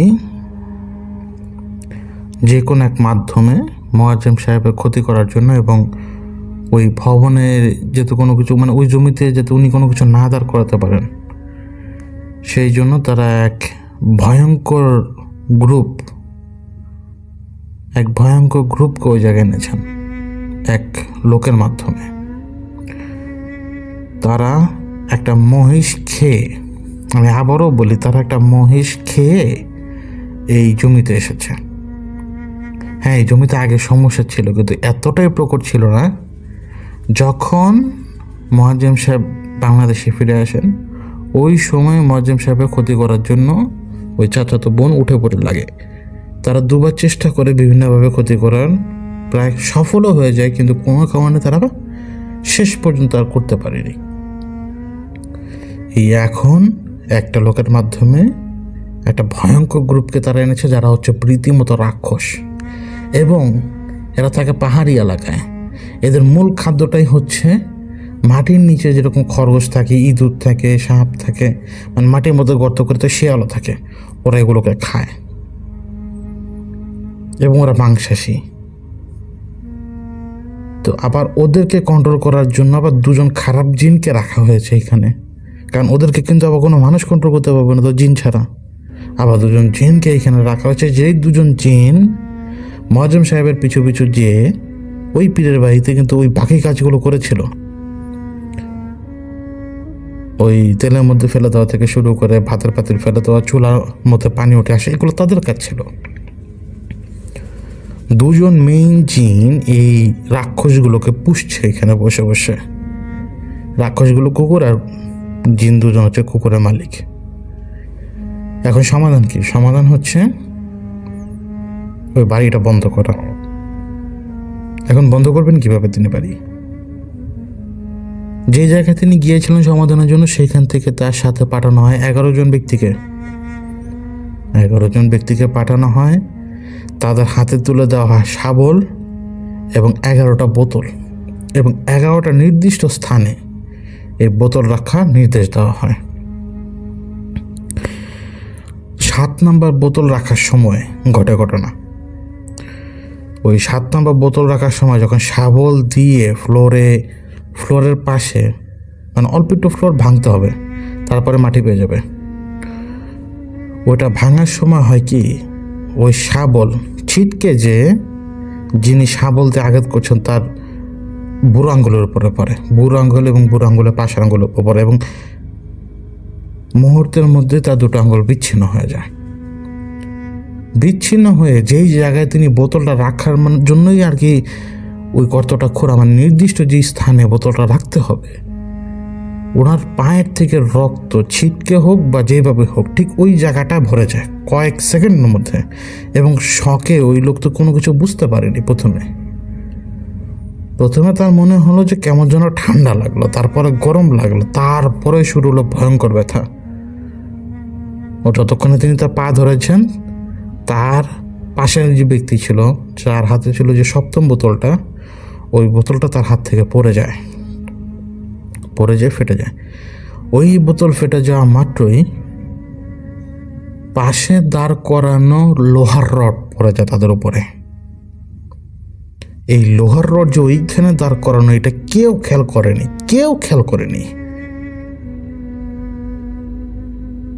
ওই লোহার রড পরে একজনের মাথায় প্রচণ্ডভাবে আঘাত পায় এবং তিনি প্রায় 23 দিন হাসপাতালে থাকার পরে মারা যান। আর আমি জাহিদ বসে বসে এই কথাগুলো শুনছিলাম। তখন আসরের সময় আমাকে মুয়াজ্জেম সাহেব এই কথাগুলো বলছেন। তখন এখন মুয়াজ্জেম সাহেব আমাকে কেন বলছেন? কারণ এতদিনে মুয়াজ্জেম সাহেবের ছেলেটা বড় হয়ে গেছে এবং এই ছেলে যখন শুনতে পারে যে বাবার ব্যবসা প্রতিষ্ঠানে এই অবস্থা, তখন এই ছেলে মানে নিজে নিজে ডিসাইড করে, এখন তো ইয়াং হয়ে গেছে, তো সে ডিসাইড করে যে সে এইখান থেকে এই সমস্ত কিছু সব ভাগাবে। তো রক্তের জোশ, বন্ধু বান্ধব নিয়ে সে ওই ভবনে ঢোকে, জায়গায় জায়গায় তারা বেত দিয়ে বাড়ি মারে, হই হুল্লোড় করে, শব্দ করে, অনেক কিছু করে। তাদের সাথে তো কিছু হয় না, তো তারা মনে করে যে তারা ইয়াং ব্লাড, তাদের ভয়ে এখানে কোনো জিনভূত আসবে না, এবং যদি থেকেও থাকে তাদের ভয় এতক্ষণে পালিয়ে চলে গেছে। তো মুয়াজ্জেম সাহেবের ছেলে যে ওই ভবনে গেছে এটা কিন্তু মুয়াজ্জেম সাহেব জানতেন না, মুয়াজ্জেম সাহেবের স্ত্রী জানতেন। তো খাবার টেবিলে বসে যখন মুয়াজ্জেম সাহেবের স্ত্রী কথাটা তুলে, তো মুয়াজ্জেম সাহেব তো আসমান থেকে পড়েন। তিনি জিজ্ঞেস করলেন যে ছেলেটা গেল, তুমি এটা বাধা দাওনি কেন? ছেলে তার সামনে বসে খাবার খাচ্ছে, তো ছেলে তখন তার হিরোইজমের কথা বলছে। তো বাবাও ছেলেকে বকা দিচ্ছে, ছেলেও বাবার উপরে চড়াও হচ্ছে ধীরে ধীরে। এমন সময় ওই ছেলে বমি করে ফেলে, এবং ছেলে যখন বমি করে, ছেলের মুখ দিয়ে একটা বিশেষ অঙ্গ বেরিয়ে আসে মানুষের শরীরে। ছেলের মুখ দিয়ে যে অংশটা, মানে যে বিশেষ অঙ্গটা বেরিয়ে আসে, সেই বেরিয়ে আসা অঙ্গটা দেখার পরে মা তো চিৎকার দিয়ে মানে অজ্ঞান। বাবা চিন্তা করছে যে ঘটনা কি, এটা কিভাবে সম্ভব। তো ছেলে তখন কেমন যেন বাবার দিকে না, ড্রাগ এডিক্টেড হয়ে যেভাবে মানুষ একদম চুপ হয়ে জাস্ট আপনার দিকে তাকিয়ে থাকে, এরকম তাকিয়ে থাকলো বাবার দিকে। বাবা নড়ে, তো ছেলে সেদিকে তাকায়। বোন তো ততক্ষণ এখান থেকে সরে গেছে, মাকে শুধু সে ডাকছে, মানে মার হুঁশ ফেরানোর চেষ্টা করছে। তো ছেলে বাবা যেদিকে করে সেদিকে তাকায়। আর ধীরে ধীরে ধীরে ধীরে মুয়াজ্জেম সাহেব দেখলেন ছেলের মুখে ওই শয়তানের মতো হাসিটা, মানে ঠোঁটের কোণাটা গালের দিকে উঁচু হয়ে উঠে গেছে দুই দিকে। তো ছেলে দুই হাত দিয়ে থাবা দিয়ে লাফ দিয়ে ওঠার চেষ্টা করে, তো মুয়াজ্জেম সাহেব সাথে সাথে তার সামনে থাকা পানির চোখটা ছেলে মাথার মধ্যে ছুঁড়ে মারেন। তো সেটা বাড়ি খেয়ে ছেলে পড়ে যায়। এর মধ্যে এরকম এই শব্দগুলো হওয়ার কারণে মানুষজন মনে করে যে হয়তো কোনো সমস্যা হচ্ছে, মানে নিচতলা মানুষজন মনে করে উপরতলায় কোনো সমস্যা হচ্ছে। তো তারা নিচতলা ফ্ল্যাট থেকে দুজন চলে আসার পরে গেট খোলার পরে মেয়ে দেখতে পায় যে মহিলা সেন্সলেস এবং ছেলেও সেন্সলেস। তো তারপরে এর মধ্যে কিভাবে যেন বাম হাত দিয়ে মানুষের ওই শরীরের ওই বিশেষ অঙ্গটা টান দিয়ে মানে একটা দিকে ছুঁড়ে মারেন মুয়াজ্জেম সাহেব, যাতে কেউ না দেখতে পারে। দেখলে তো ভয়ঙ্কর বিপদ। তো সেদিন মহিলার হুঁশ ফেরানো হয়, ছেলেরও হুঁশ আসে ধীরে ধীরে। এই ঘটনা আজ তারা ভুলতে পারেনি। অতদিনের ছেলে মুয়াজ্জেম সাহেবের ছেলে পজেসড। এই ছেলে মাংসাশী, মানে কাঁচা মাংস ফ্রিজ থেকে বের করে বরফ চাবাতে পারবে না, চাবাচ্ছে, মানে চাবাতে দাঁত শেষ করে ফেলেছে। দাঁত ভেঙে মারি কেটে মুখ ফুলে ভয়ঙ্কর বিভৎস হয়ে গেছে ছেলের চেহারা। আমি নিজের চোখে দেখেছি। ছেলেটার চেহারা ছিল সুন্দর, চিকন চাকন চেহারা, সে চেহারা ফুলে ফুটবলের মতো হয়ে গেছে। জায়গায় জায়গায় মারি কেটে পুজ জমে ভয়ঙ্কর অবস্থা। কারণ সে বরফ মাংস চাবানোর চেষ্টা করেছে সে। তারপরে এখন ছেলে পজেসড ছেলের অবস্থা খুব খারাপ। তা আমি ওনাকে সান্ত্বনা দিলাম, সান্ত্বনা দিয়ে বললাম যে ঠিক আছে, আমি একটু দেখি, আমি যেটা সম্ভব হয় আমার দ্বারা আমি সেটা করব। আমার মনে হয় না যে উনি আমাকে আমার কথা শুনে বিশ্বাস করতে পেরেছিলেন, কারণ উনি আমার খোঁজটাই পায় প্রায় 2 হাত বদল করার পরে। 2 হাত বদল হবার পরে তিনি আমার খোঁজ পান। তারপরে আমি ওনার বাড়ি থেকে সেদিন চলে আসি। এসে রাতের বেলা আমি সাহেবের সাথে একটু কথা বললাম, জিজ্ঞেস করলাম যে কী হতে পারে, কী সমস্যা। শেষ রাতের দিকে আমি সাহেব আমাকে জানালেন অনেক দেরি হয়ে গেছে। আমি সাহেব আমাকে এটা বললেন যে এই জমির একটা ইতিহাস আছে, এই এলাকার একটা ইতিহাস আছে। এখন আমরা যেরকম দেখি 100 বছর আগে কিন্তু এরকম ছিল না।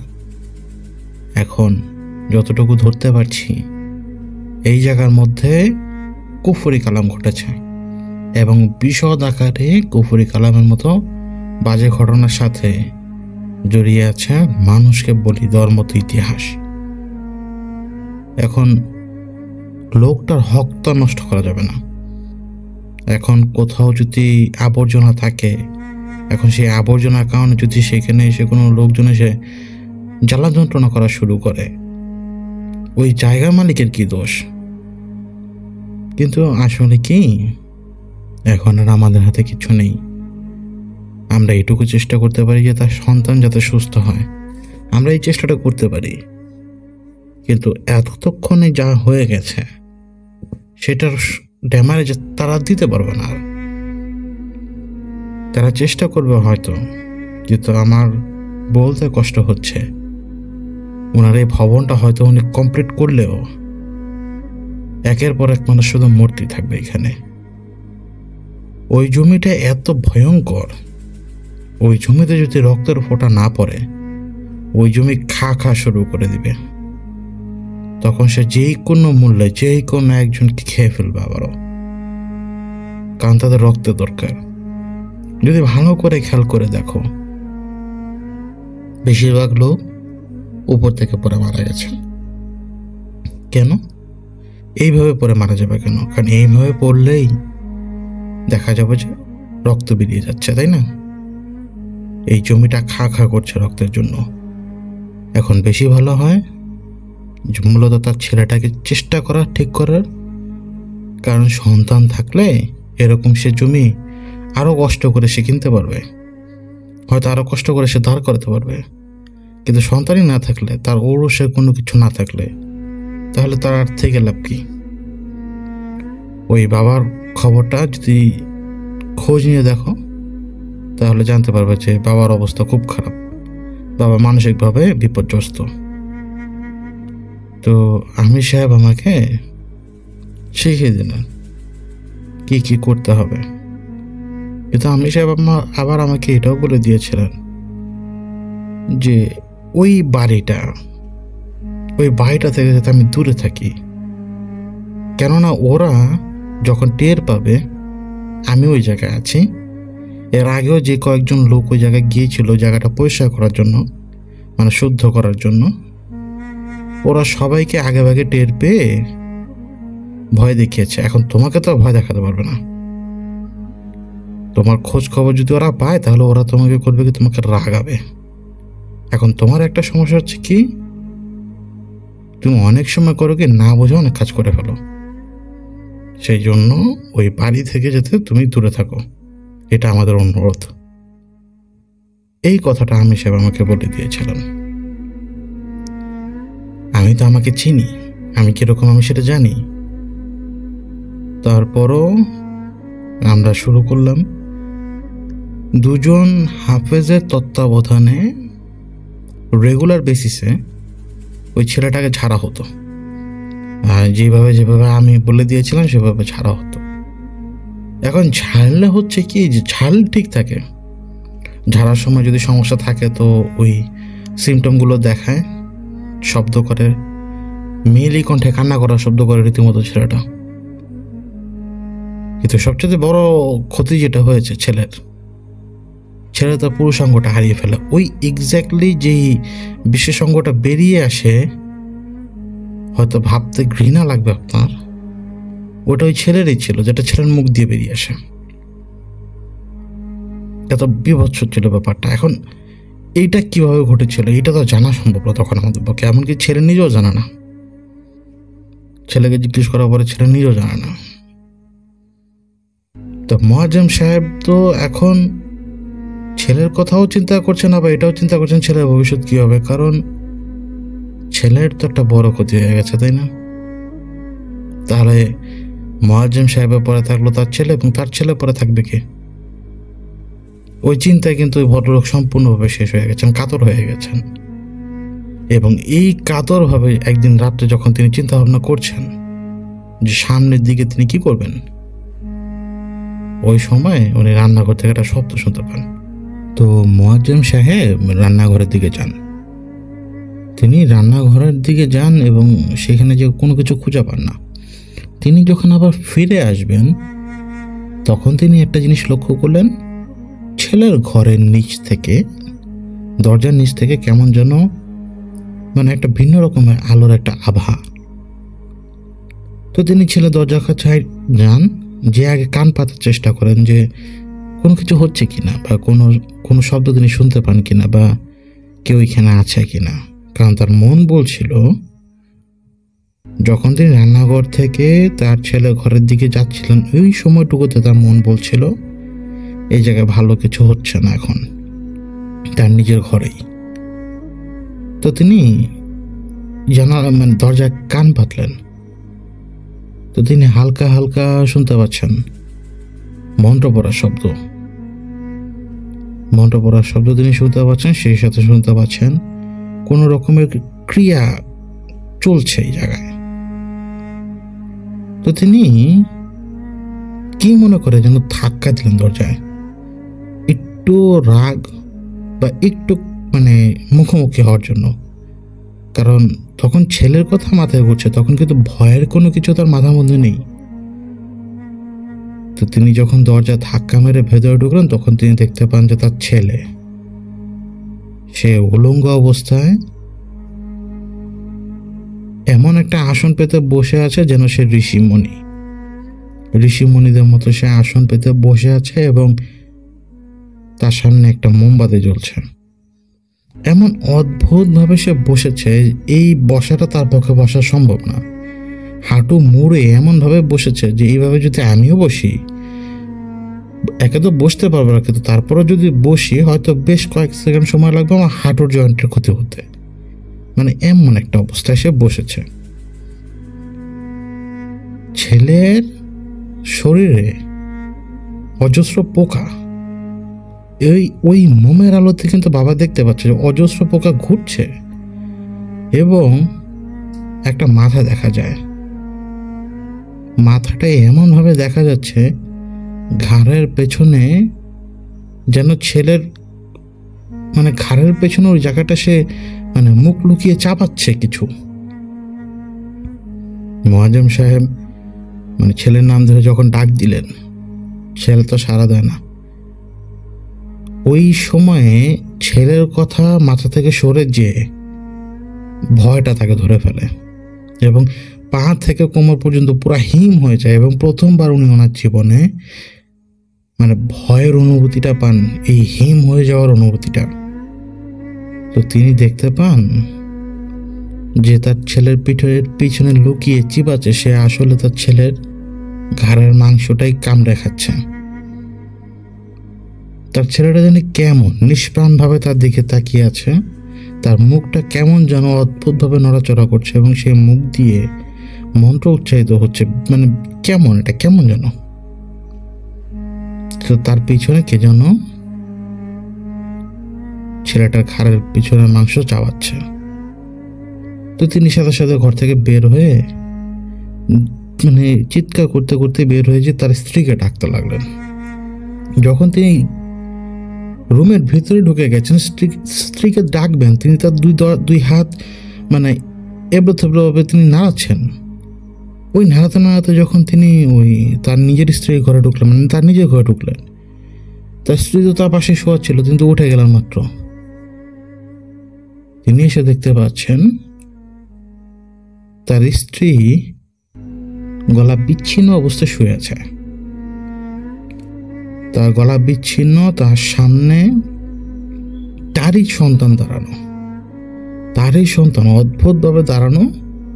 তার ঘাড়ের পেছনে কে যেন বসে আছে, সে কোনো কিছু চালাচ্ছে তার ঘাড়ের পেছনে। ছেলের হাতে বিশাল বড় একটা দা। এই দা কিন্তু তার ঘরে নেই, এবং এই দা কিন্তু সাধারণ দায়ের মতো না। মুয়াজ্জেম সাহেব বুঝতে পারছেন এটা কি, কিন্তু এটা হচ্ছে কাপালিকদের বলি দেওয়ার ছুরি, বিশেষভাবে ডিজাইন করা ছুরি। যে ছুরিটা দেখলে রুহ কেঁপে যায়। এটা চওড়া এতটাই হয় যে এটা তৈরি করা হয়েছে যে সূক্ষ্মভাবে যাতে মাথাটা বিচ্ছিন্ন হয়ে যায় শরীর থেকে। স্ত্রীর এই রূপ দেখিয়ে তিনি ওইখানে অজ্ঞান হয়ে পড়ে যান, এবং তিনি যখন পড়ে যাওয়ার সময় গেটের সাথে বাড়ি খান, এবং গেটের সাথে বাড়ি খাওয়ার কারণে তার স্ত্রীর ঘুম ভাঙে, এবং তার স্ত্রী দেখতে পায় যে তার স্বামী তো ফিট খেয়ে পড়ে গেছে।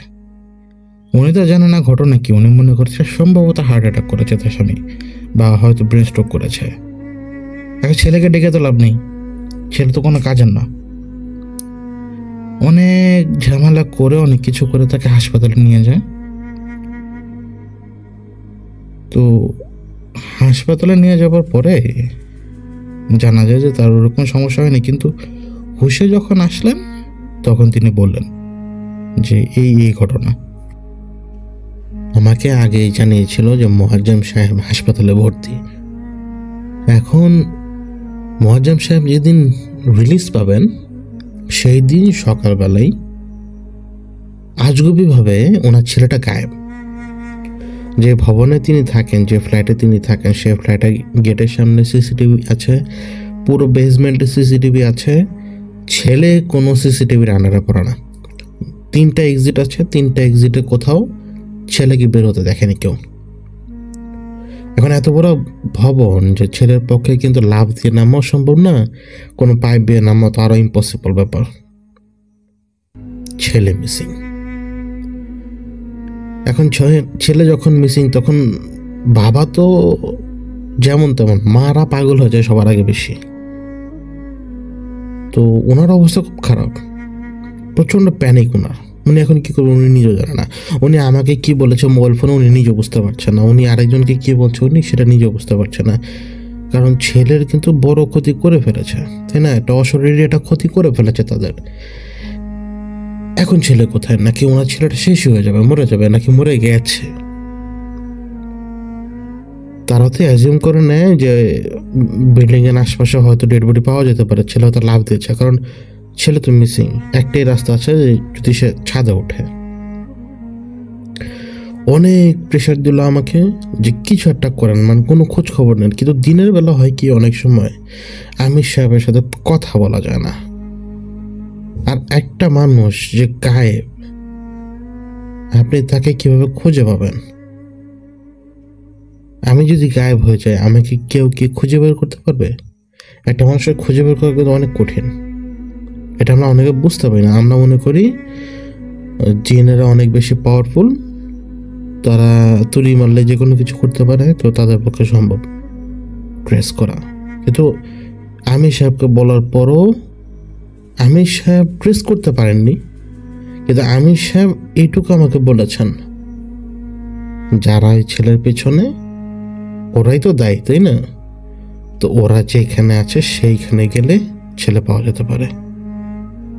কিন্তু এখন যদি ওইখানে যে ঢোকো, হিতে বিপরীত হতে পারে। কোনো উপায় নেই। কিন্তু এখন হয়তো গেলে চোখের সামনে ছেলে থাকবে, কিন্তু মায়ার কারণে দেখাবে না। কিন্তু ওই ভবনে যাওয়াটা এখন রিস্ক।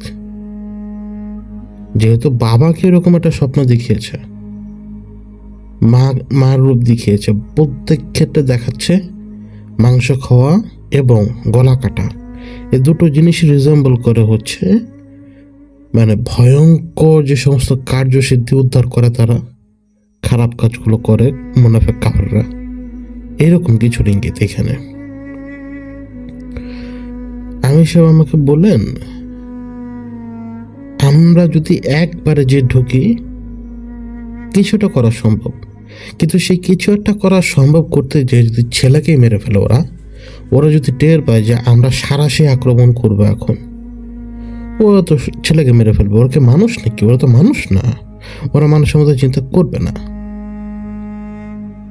তো আমির সাহেব আমাকে বললেন, ওই বিল্ডিংয়ে তুমি ঢুকতে পারবে, তুমি খুঁজে বের করতে পারবে, কিন্তু আমি তোমাকে যেতে দিতে পারবো না। তো আমি বললাম যে তাহলে সমাধান কি? তখন একটা সমাধান আমির সাহেব আমাকে দিলেন, সেটা হচ্ছে আমল করতে হবে একটা বিশেষ প্রক্রিয়া। মাগরিবের নামাজের পর থেকে শুরু হবে, যেটা চলতে থাকবে ফজর পর্যন্ত, এবং ফজরের মধ্যে সমাধান না হলে পরের দিন আবার মাগরিবে শুরু হবে, ফজর পর্যন্ত চলবে। নামাজের সময় উঠে নামাজ পড়তে হবে, নামাজ পড়া শেষ করেই আবার শুরু করতে হবে, এখানে কোনো বিরতি দেওয়া যাবে না।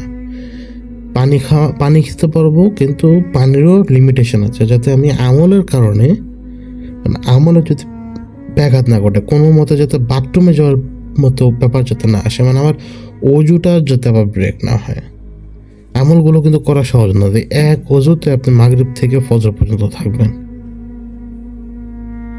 তো এই আমলটা করতে উনি আমাকে বলে দিলেন। উনি বললেন যে আমলের স্ট্রেংথ ধীরে ধীরে বাড়তে থাকবে, যত রাত গড়াবে, বিশেষ করে যখন রাতের মধ্যম অংশটা চলে আসবে, তখন আমলের মানে শক্তি ধীরে ধীরে আরো বেশি বাড়বে, এবং আমলের শক্তিটা পিক পয়েন্টে যে উঠবে যখন তাহাজ্জুদের সময়টা আসবে। আর ওই সময়ে আমল করার সময় যদি আমি কোনো কিছু দেখি বা কোনো কিছু করার থাকে, আমি যদি সেটা ফলো করি, আমি সবাই আমাকে স্ট্রিক্টলি বলে দেন। এই মুহূর্তে আমি এই ঘটনার বাইরে আপনাদেরকে একটা কথা বলতে চাই আমার ব্যাপারে। আমি অনেক জায়গায় দেখি যে আমাকে একটু আক্রমণ করে অনেকে অনেক কথা বলেন। এখন আমি কিভাবে দেখতে পারি, মানে তাদের ভাষ্য হচ্ছে যে আমি দেখতে পারি, এর মানে আমি খারাপ কোনো কিছু করি। মানে অতীত দেখা তো সম্ভব না, জাদুর দ্বারা কুফরি দ্বারা অতীত দেখা সম্ভব না। তো ওই মূর্খ লোকগুলো সম্ভবত আমলের ব্যাপারে কিছু জানে না। তারা কখনো হয়তো এইভাবে অপর লোকের জন্য মাগরিবের পর থেকে শুরু করে ফজর পর্যন্ত এক অজুতে বসে আমল করেনি কোনোদিন। আর যখন আমলদার ব্যক্তি সমস্ত কথা তো কখনোই বলবে না।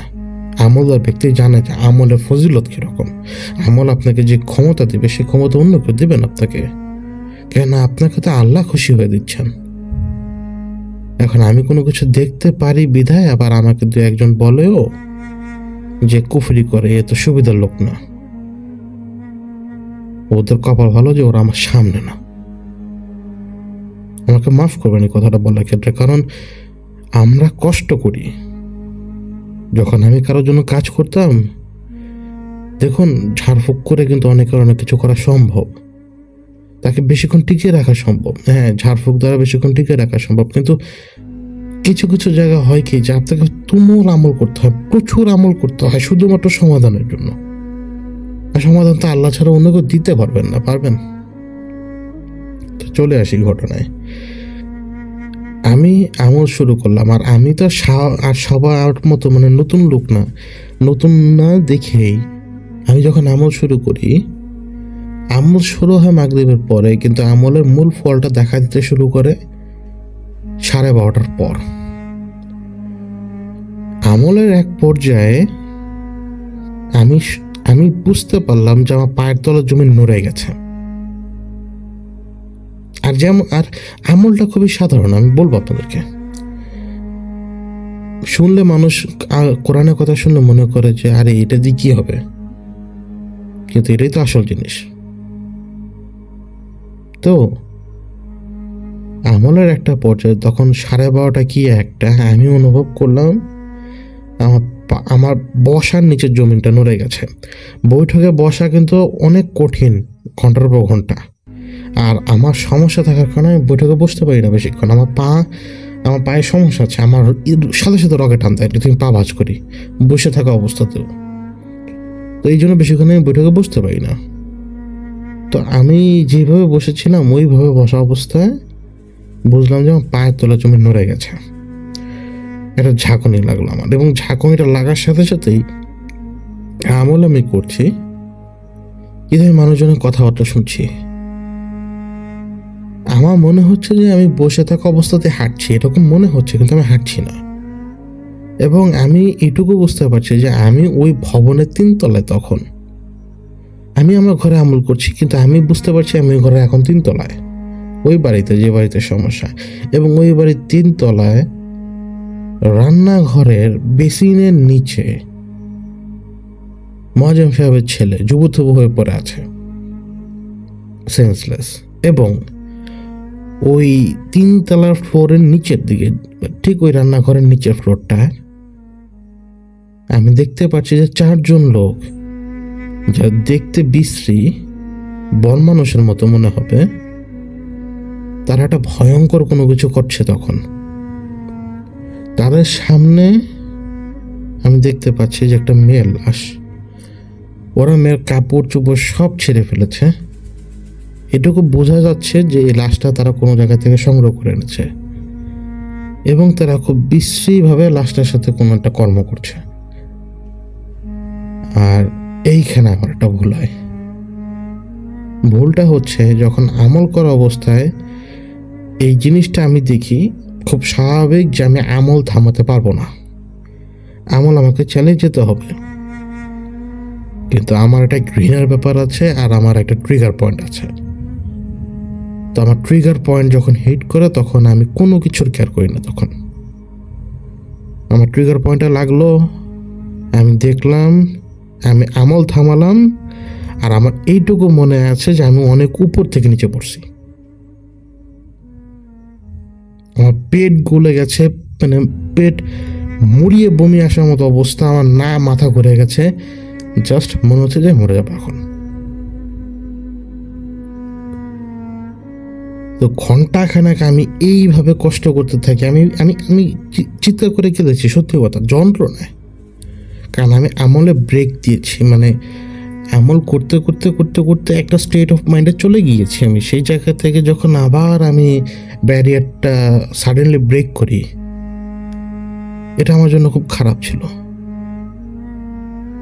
তো আমি এইটুকু জানতাম যে ওই বিল্ডিংয়ের 3 তলায় আছে ছেলে, কিন্তু রাতের বেলা তো যাওয়া সম্ভব না। আর আমার অবস্থা খুব খারাপ তখন। আমি কিভাবে যেন ফজর পার করি, এবং ফজর পার করার পরে ওই দিন ফজরের নামাজ আমি পড়তেই পারিনি। আমি উঠে শুধুমাত্র একটু সামনের দিকে আগানোর চেষ্টা করেছি। আমার পেটে প্রচণ্ড জোরে মোচড় দিল আবারও। আমার মনে আছে আমি পড়ে গিয়েছি, আমার মনে আছে আমার স্ত্রী উঠে এসেছিল। এরপর আমার আর কোনো কিছু মনে নেই। এরপর আমি ওই দিন বিকালবেলা, ততক্ষণও পর্যন্ত ওই ছেলে কোনো হুঁশ আসেনি বা খোঁজ পায়নি কেউ। আমি বলেছিলাম যে ওই ভবনে 3 তলায় একটু খোঁজ নিয়ে দেখুন। আমি যদি দেখতেও পাই, আমি যদি বুঝতেও পারি যে আপনার ঘরের মধ্যেই সে লুকিয়ে আছে বা সে ঘুমিয়ে আছে, আমি আপনাকে স্পেসিফিকলি বলতে পারবো না, এটা অ্যালাউড না। কারণ আমরা মানুষ তখন কিন্তু একটু অন্যভাবে নেওয়া শুরু করে। যদি আমি আপনাকে পিন পয়েন্ট বলে দিতে পারি, তখন আপনি এটাকে ভালোভাবেও নিতে পারেন, খারাপভাবেও নিতে পারেন, অনেক কিছুভাবে করতে পারেন। তখন শুধুমাত্র একটা ধারণা দিতে হয়, এবারে কোনো কথা বলা যায় না। তো এখন 3 তলার কথা বলার পরেও কেউ 3 তলায় যে চেকও করেন, এটা পসিবল না তাদের পক্ষে, মানে এতটা ভয়ঙ্কর লাগে। আর আমি আজ পর্যন্ত কিন্তু বাড়ি দেখিনি তখন পর্যন্ত। তো আলটিমেটলি আমাকে বলল, আমার কাছে সাহায্য চাইলো যে যদি, যেহেতু আমি বলছি যে বাসায় থাকতে পারে, বাসাতেই, তাহলে আপনি একটু দেখুন। এটা হচ্ছে ওই ছেলের মা এবং মোয়াজ্জেম সাহেবের কথা। তো আমি অনেক চিন্তা ভাবনা করে ওই দিন ওইখানে যে পৌঁছাই এশার নামাজের সময়। তো আমি যখন পৌঁছাই, তখন বাড়ির সামনে দাঁড়ানোর পরে, এটা এমন না যে খোলামেলা বাড়ি, পাশে ডান পাশে অলমোস্ট একটা বিল্ডিংয়ের কাজ শেষ, বাম পাশে অলমোস্ট একটা বিল্ডিংয়ের কাজ শেষ, কিন্তু সামনের দিকের এই বাড়িটা কিচ্ছু হচ্ছে না, শুধু ফাউন্ডেশন দাঁড়িয়ে আছে, 2-1 জায়গায় কয়েকটা ইট মিট লাগানো। কিন্তু বাড়িটাকে যখন আমি দাঁড়িয়ে দেখছি, 1 সেকেন্ডের জন্য মনে হলো আমার যে আমি বাড়ি দেখছি না, আমি দেখছি একটা বিধ্বস্ত লঞ্চ, বিশাল বড় লঞ্চ, জাহাজ না কিন্তু, বা অন্য কোনো না, ভেসেল না। আমার এরকমই মনে হচ্ছে যে এটা বিধ্বস্ত একটা লঞ্চ, যেটা পানির তলা থেকে মাত্র তুলে এনেছে। বাড়িটার দিকে তাকানোর পর আমার এমন লাগছিল তখন। আর মনে হচ্ছিল যে বাড়ির যে ফ্লোরগুলা, এগুলো তো এক একটা লঞ্চের ফ্লোরের মতো লাগছে তখন আমার কাছে। এবং এরকম মনে হচ্ছে যে ওই যে গ্রিলে একটা লাশ আটকে আছে, হয়তো ভেতরে কোনো লাশ ঝুলে আছে। মনে হলো যে ওই যে একটা হাত দেখা যায়। আমি বুঝতে পারলাম যে এই জায়গাটা আসলেই খারাপ। না এসে শুনেছি, শুধুমাত্র অনুভব করিনি। কিন্তু আমি তখন একটা অদ্ভুত শব্দ শুনতে পাই। শব্দটা ছিল এরকম, একটা মেয়ে মানুষ সাহায্য চাইছে, আর ওই সময় তার মুখ চেপে ধরছে কেউ। আবার মুখ চেপে ধরছে, মুখ ছুটিয়ে আবার হয়তো চিৎকার দেওয়ার চেষ্টা করছে, আবার মুখ চেপে ধরছে, এরকম। তো আমার পেছনে যিনি ছিল তিনি শব্দটা শুনতে পারেন না, কিন্তু তার কাছে এরকম লাগছিল যে ওই ভবন থেকে কেউ তার দিকে তাকিয়ে আছে, এবং তার তাকানোর ধরনে মনে হচ্ছে যে ভেতরে কেউ আছে যে সুযোগ পেলেই তার ঘাড় মটকে দেবে। আমার পেছনে যে লোক দাঁড়িয়ে আছে, এটা তার অনুভূতি, এটা তার ফিলিং। আমি ওই মহিলা কণ্ঠস্বর শোনার পরে আমি এক পা দুপা করে ঢুকলাম ওই বাড়িতে। নিচের ফ্লোরটা তখনও করা হয়নি পুরোপুরি, জাস্ট ফাউন্ডেশনটা দাঁড় করানো। উপরে কয়েকটা ফ্লোরে ইটের দুই একটা লাইন দিতে পেরেছে তারা, মানে গাঁথনি দিতে পেরেছে তারা, মানে ওয়াল যেটা করে আর কি। আমি 2 তলায় উঠি। এবার 2 তলায় ওঠার পরে নিচে যে দাঁড়িয়েছিল সে ততক্ষণে পালিয়ে গেছে আমাকে রেখে। কেন পালিয়েছে এটা পরে বলবো। এখন 2 তলায় ওঠার পরে আমি তো ওই লোককে দেখি না, কিন্তু আমার আবার আরেকটা সমস্যা আছে। আমি নিচের দিকে তাকালে, আমার হাইড্রোফোবিয়া আছে, তো আমি নিচের দিকে তাকালে আমার মাথা ঘোরে। তো আমি ভুলে যেহেতু নিচের দিকে তাকিয়েছি, মানে একতলা থেকে নিচের দিকে তাকিয়েছি, আমার মাথাটা চক্কর দিল। এবং চক্কর দেওয়ার পরে আমি শুধুমাত্র নিজেকে একটু স্টেবল করার জন্য একটা দেয়ালে হাত রেখেছিলাম। পরে দেখি যে আমি সিঁড়ি খুঁজে পাচ্ছি না। দোতলায় আমি আটকা, দোতলায় কোনো সিঁড়ি নেই। এটা আজব একটা ব্যাপার। আমি সিঁড়ি খুঁজতে গেলাম, যেদিকে সিঁড়ি ছিল আমি নামলাম, দেখছি যে ওই জায়গায় দেয়াল তোলা। উপরে উঠলাম, মানে 2য় তলাতে আসলাম আবার, মানে নিচতলা নামতে গিয়ে দেখলাম যে সিঁড়ির মধ্যে দেয়াল তোলা। আমি আবার স্পর্শ করিনি। আবার উপরে যখন উঠলাম তখন দেখতে পাচ্ছি যে দেয়াল তোলা, আমি 2 তলার মধ্যে আটকা। আমি শুনতে পাচ্ছি মহিলা মানুষের চিৎকার। আমি শুনতে পাচ্ছি কে যেন বলছে যে, মানে এক মাই সম্ভব বলছে যে আমার মেয়েটাকে ছেড়ে দাও, আমার মেয়েটাকে ছেড়ে দাও, অন্য একটা ভাষায়। আমি ওই ভাষাটা চিনি, এবং যেটা আমি বুঝতে পারছিলাম যে কোনোভাবে একটা মেয়েকে জীবন্ত জ্বালানো হচ্ছে, সেটা হচ্ছে সতীদাহ। মানে সতীদাহ প্রথা ছিল না, জঘন্য প্রথাটা ছিল না, যে স্বামী মারা গেলে তার স্ত্রীকেও দাহ করতে হয়, তার জিন্দা স্ত্রীকেও। ওই নোংরা প্রথা ছিল না। আমি ইমিডিয়েটলি আন্দাজ করতে পারলাম যে ওই অতীতের ওই মোমেন্ট আমি শুনতে পাচ্ছি, দেখতে পাচ্ছি না, শুনতে পাচ্ছি। একটা সময় আমি রিয়েলাইজ করলাম যে আমি এই জিনিসের পিছনে সময় না দিয়ে আমি আমল করি। আমার তো রাস্তাটা বের করা দরকার। এবং যেই মোমেন্টে শুধুমাত্র 2টা লাইন বললাম না আয়াতুল কুরসির, মনে হলো যে চোখ খুললে আমি রাস্তা দেখতে পাবো। কিন্তু চোখ খোলার সাথে সাথে দেখলাম যে সব ঠিক, কোথায় সিঁড়ি গো সবই তো ঠিক। মানে কোনো, এতক্ষণ তো দেখলাম না বন্ধ সব, কিন্তু এখন তো সব ক্লিয়ার। আমি এবার উঠে 3 তলায় উঠলাম। আশপাশে দূরে তাকাচ্ছি না, আর কোনো মতে তাকাচ্ছি না। আমার সামনে আমি যখন 3 তলায় উঠে কয়েকটা সেকেন্ড শুধু অপেক্ষা করলাম, একটা কাটা মাথা কেউ যেন ছুঁড়ে মারলো আমার সামনে। টেনিস বলের মতো 2-3টে টক্কর মেরে ঠিক আমার পায়ের কাছাকাছি এসে থামলো। মাথাটা ছিল একটা কুকুরের এবং প্রচণ্ড বিশ্রী গন্ধ, এবং পোকাগুলো পর্যন্ত ছিটকে আমার জুতোর উপরে পর্যন্ত এসে পড়েছে। ভেতরে আমি বুঝতে পারলাম ছেলেটা আছে তখন, এবং আমি মানে এরকম শব্দ শুনতে পাই, এবং সেই সাথে নাক ডাকার শব্দ। মানে ওরা একটা শব্দ করে, মনে হবে যে নাক ডাকছে, কিন্তু আসলে হচ্ছে কি যে ওদের সব কিছু একটা কম্প্রেশনের মধ্যে চলে গেছে, তো বডির উপরে প্রেশার বাড়া শুরু হয়ে গেছে, কারণ বডি তো পজেসড। তখন হয় কি যে ওরা নাক ডাকার মতো শব্দ করে। এটা কিন্তু পজেসড রোগীর একটা লক্ষণ। আজকে হয়তো বলে দিলাম, কেউ হয়তো দুর্ব্যবহার করবে, কিন্তু যার যার কর্মের ফল সে পাবে। তো আমি ওই শব্দগুলোর সাথে আমি নাক ডাকার শব্দ পর্যন্ত পাই। টিকটিকি। তো নাক ডাকার শব্দটা পাওয়ার পরে আমি ওই মাথাটা কোনো মতে ক্রস করি পোকাগুলো পার দিয়ে। সামনে আমি একটা বড় হাতুড়ির মতো দেখতে পাই, যেটা দিয়ে লোহাকে পিটায়। বুদ্ধি করে আমি সাথে সাথে ওটা আমার নিজে হাতে তুলে নিই, এবং ওটা আমার নিজে হাতে তুলে নেওয়ার পরে আমার পায়ের নিচে দোতলায় কেউ, মানে আমার পায়ের নিচে তো দোতলার ছাদ, ওই দোতলার ভিতরে থাকা অবস্থায় কেউ ওই ছাদে এসে ঠিক আমার পা যে বরাবর, সে পায়ের বরাবর কিছু একটাতে বাড়ি মারলো খুব জোরে। তো আমি সাথে সাথে আমার পাটা সরিয়ে ফেলি। বাড়িটা তো আসে নিচের দিক দিয়ে, মনে হবে যে বেদ দিয়ে কেউ একটা বাড়ি মেরেছে সিলিং এর মধ্যে।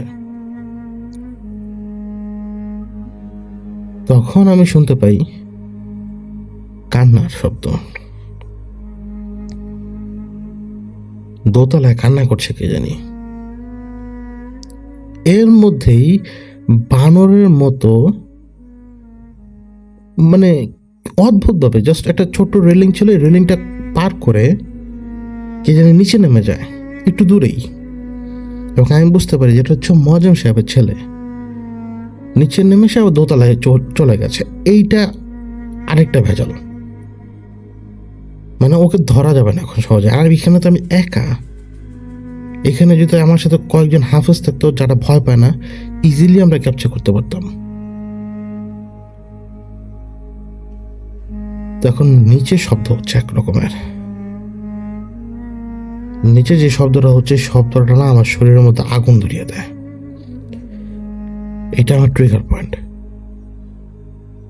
আমি দাবড়িয়ে নিচে নামি। গালি গালাজ তো আমি করি না, গালি গালাজ করার মতো স্বভাব আমার নাই, কিন্তু সেই দিন আমি যে কী করেছি আমি নিজেও জানি না। আমি 2 তলায় নিচের দিকে নামি। নিচের দিকে নামার পরে আমার এইটুকু মনে আছে, সিঁড়ি ঘরে মাঝ বরাবর চলে আসছে। এখন একটা সিঁড়ি পার করলে কিন্তু আমি 2 তলায় নামবো। একটা মেয়েকে কেউ টেনে হিঁচড়ে নিয়ে গেছে। জাস্ট আমি 2টা পা দেখতে পেয়েছি, যে নিচে টেনে নিয়ে ওই যে ডান দিকে ইউনিটের ভিতরে ঢুকে গেছে। দৌড় দিয়ে নিচে নেমেই কি বুঝেছি আমি জানি না, আমি ওই হাতুড়ি দিন না ওই বাড়ি মারার চেষ্টা করলাম। কিসের উপর আমি নিজেও জানি না। আমার মাথা তার ছিঁড়ে গেছে, সোজা কথা এইসব। তখন আমি শুনতে পাই যে কান্নার শব্দটা চারপাশ থেকে ঘোরা শুরু করছে, এবং পট পট করে আগুনের শব্দ। আর কয়েকটা সেকেন্ড পরেই আমার পেছনের দিকের মিনিটটায় আমি দেখতে পাই অনেকগুলো লোক দাঁড়ানো, যেন জিন্দা ভূত এক একজন। 2টা চিতা সাজানো, একটা চিতার উপর একটা লোককে শোয়ানো হচ্ছে, বুড়োর মতো বেটা, এবং একটা মেয়েকে, বিয়ের কাপড় চোপড় পরা মেয়ে, সম্ভবত আমার বয়সী হবে, মানে যেটা হয় আর কি, বুড়ো বিয়ে করবে ছোট্ট মেয়েকে, মানে আগে যেরকম হতো আর কি। তো ওতে দোষের কিছু না, যে যেভাবে পারে সেভাবে করতে পারে। তো ধরে বুঝতে পারছিলাম যে বুড়োর বয়স যদি 80 বছর হয়, তো মেয়ের বয়স 30। মেয়েটাকে কেউ জোর করে চিতার উপরে বসাচ্ছে এবং ওই পুরোর চিতা দাও দাও করে জ্বলে ওঠার সাথে সাথে মেয়েটার চিতাও দাও দাও করে জ্বলে উঠলো। মেয়েটা চিতা থেকে লাফ দিয়েছিল, আমার এইটুকু মনে আছে। আমি পিছনের দিকে তাকে দেখছি, ওই ভূতের মতো দেখতে, যারা একেবারে ভূতের মতো, মানে ইমোশন নেই, কোনো কিছু নেই, চোখের পলক নেই, কিচ্ছু নেই, রোবটের মতো মেয়েটাকে জাস্ট টেনে উঠিয়ে দিল আবার চিতার উপরে। এবং আমি এটাও দেখলাম কে যেন দুটো বাড়িও মারলো বিশাল বড় একটা তক্তা দিয়ে মেয়েটাকে। মেয়েটার শরীরে আগুন লেগেছে কিনা জানি না, কিন্তু মেয়েটার আঁচলটা ওই চিতার বাইরে এসে পড়েছিল জ্বলতে জ্বলতে, এবং দাও দাও করে চিতা জ্বলে উঠলো, যেভাবে মোম নেভে যাওয়ার আগে জ্বলে উঠে এবং ধীরে ধীরে ধীরে ধীরে চিতার আলো মিলিয়ে গেল। যেভাবে মোমের আলো ওই যে নিভে যাওয়ার আগে ফুস করে জ্বলে উঠে পরে নিভে যায়, এইভাবে ফুস করে চিতার আগুনটা জ্বলে উঠে চিতার আগুনটা নেমে যায়। এবং আমার সামনে তখন ভূত, আমি ভূত বলছি কিন্তু ভূত না, ওরা জাস্ট ইমোশনলেস, রোবটের মতো। আমি এর মধ্যে আমি ছেলেটাকে খুঁজে পাই, আমি দেখতে পাই ছেলেটা তাদের মাঝখানেই ফ্লোরের মধ্যে উলঙ্গ হয়ে পড়ে আছে। ওরা কিন্তু সবাই দেওয়া না, তাহলে একজন নিচে ফ্লোরের মধ্যে পড়ে আছে, যাকে আমি স্পষ্ট বুঝতে পারছি যে ছেলে মানুষ, সে মানুষ। আমি আয়াতুল কুরসি পড়তে শুরু করি, ওরা আমার দিকে এগিয়ে আসছে, আর আমি আয়াতুল কুরসি পড়তে পড়তে আমার হাতের হাতুড়িটা নিয়ে শুধুমাত্র সামনের দিকে এগিয়ে, মারার ভঙ্গিতে আমরা যাই না অনেক সময়, আমি শুধু এভাবে এগিয়ে যাই। ওরা আমার আশপাশে দাঁড়িয়ে যায়, আমার স্পষ্ট মনে আছে আমি কাউকে মারি নাই, ওরা আমার আশপাশে দাঁড়ানো, আমি ভেতরে ঢুকেছি, ওরা আমার আশপাশে দাঁড়ানো, আমার ডানে বামে সামনে পেছনে সব জায়গায়। আমি ছেলেটাকে ধরেছি, ওর দুই বগলের ভিতর দিয়ে আমার বাম হাত ঢুকিয়ে দিয়ে ওর পিঠ পর্যন্ত এমনভাবে ধরেছি যাতে আমি ওকে আলগিয়ে নিতে পারি কোন রকম টেনে হিঁচড়ে। ছেলেটা একটু পাতলা শুকনা গরনের, এবং ওই ছেলেকে নিয়ে যতক্ষণে আমি বেরিয়ে এসছি, আমার ডানে, আমার বামে, আমার পেছনে, আমার সামনে ওরা শুধু ফাঁক করছে, যে একটা ফাঁক, ব্যাস হ্যাঁ আমাকে মেরে ফেলবে, নাহলে ছেলেটাকে মেরে ফেলবে। কিন্তু আমি আয়াতুল কুরসি ওই একবারই এত স্লোলি আয়াতুল কুরসি পড়ি যে আয়াতুল কুরসি শেষ হতে হতে হতে আমি বিল্ডিংয়ের সীমানার বাইরে এক কদম দিয়েও ফেলেছি, এত স্লোলি পড়েছি। তো আমার মনে আছে উপর থেকে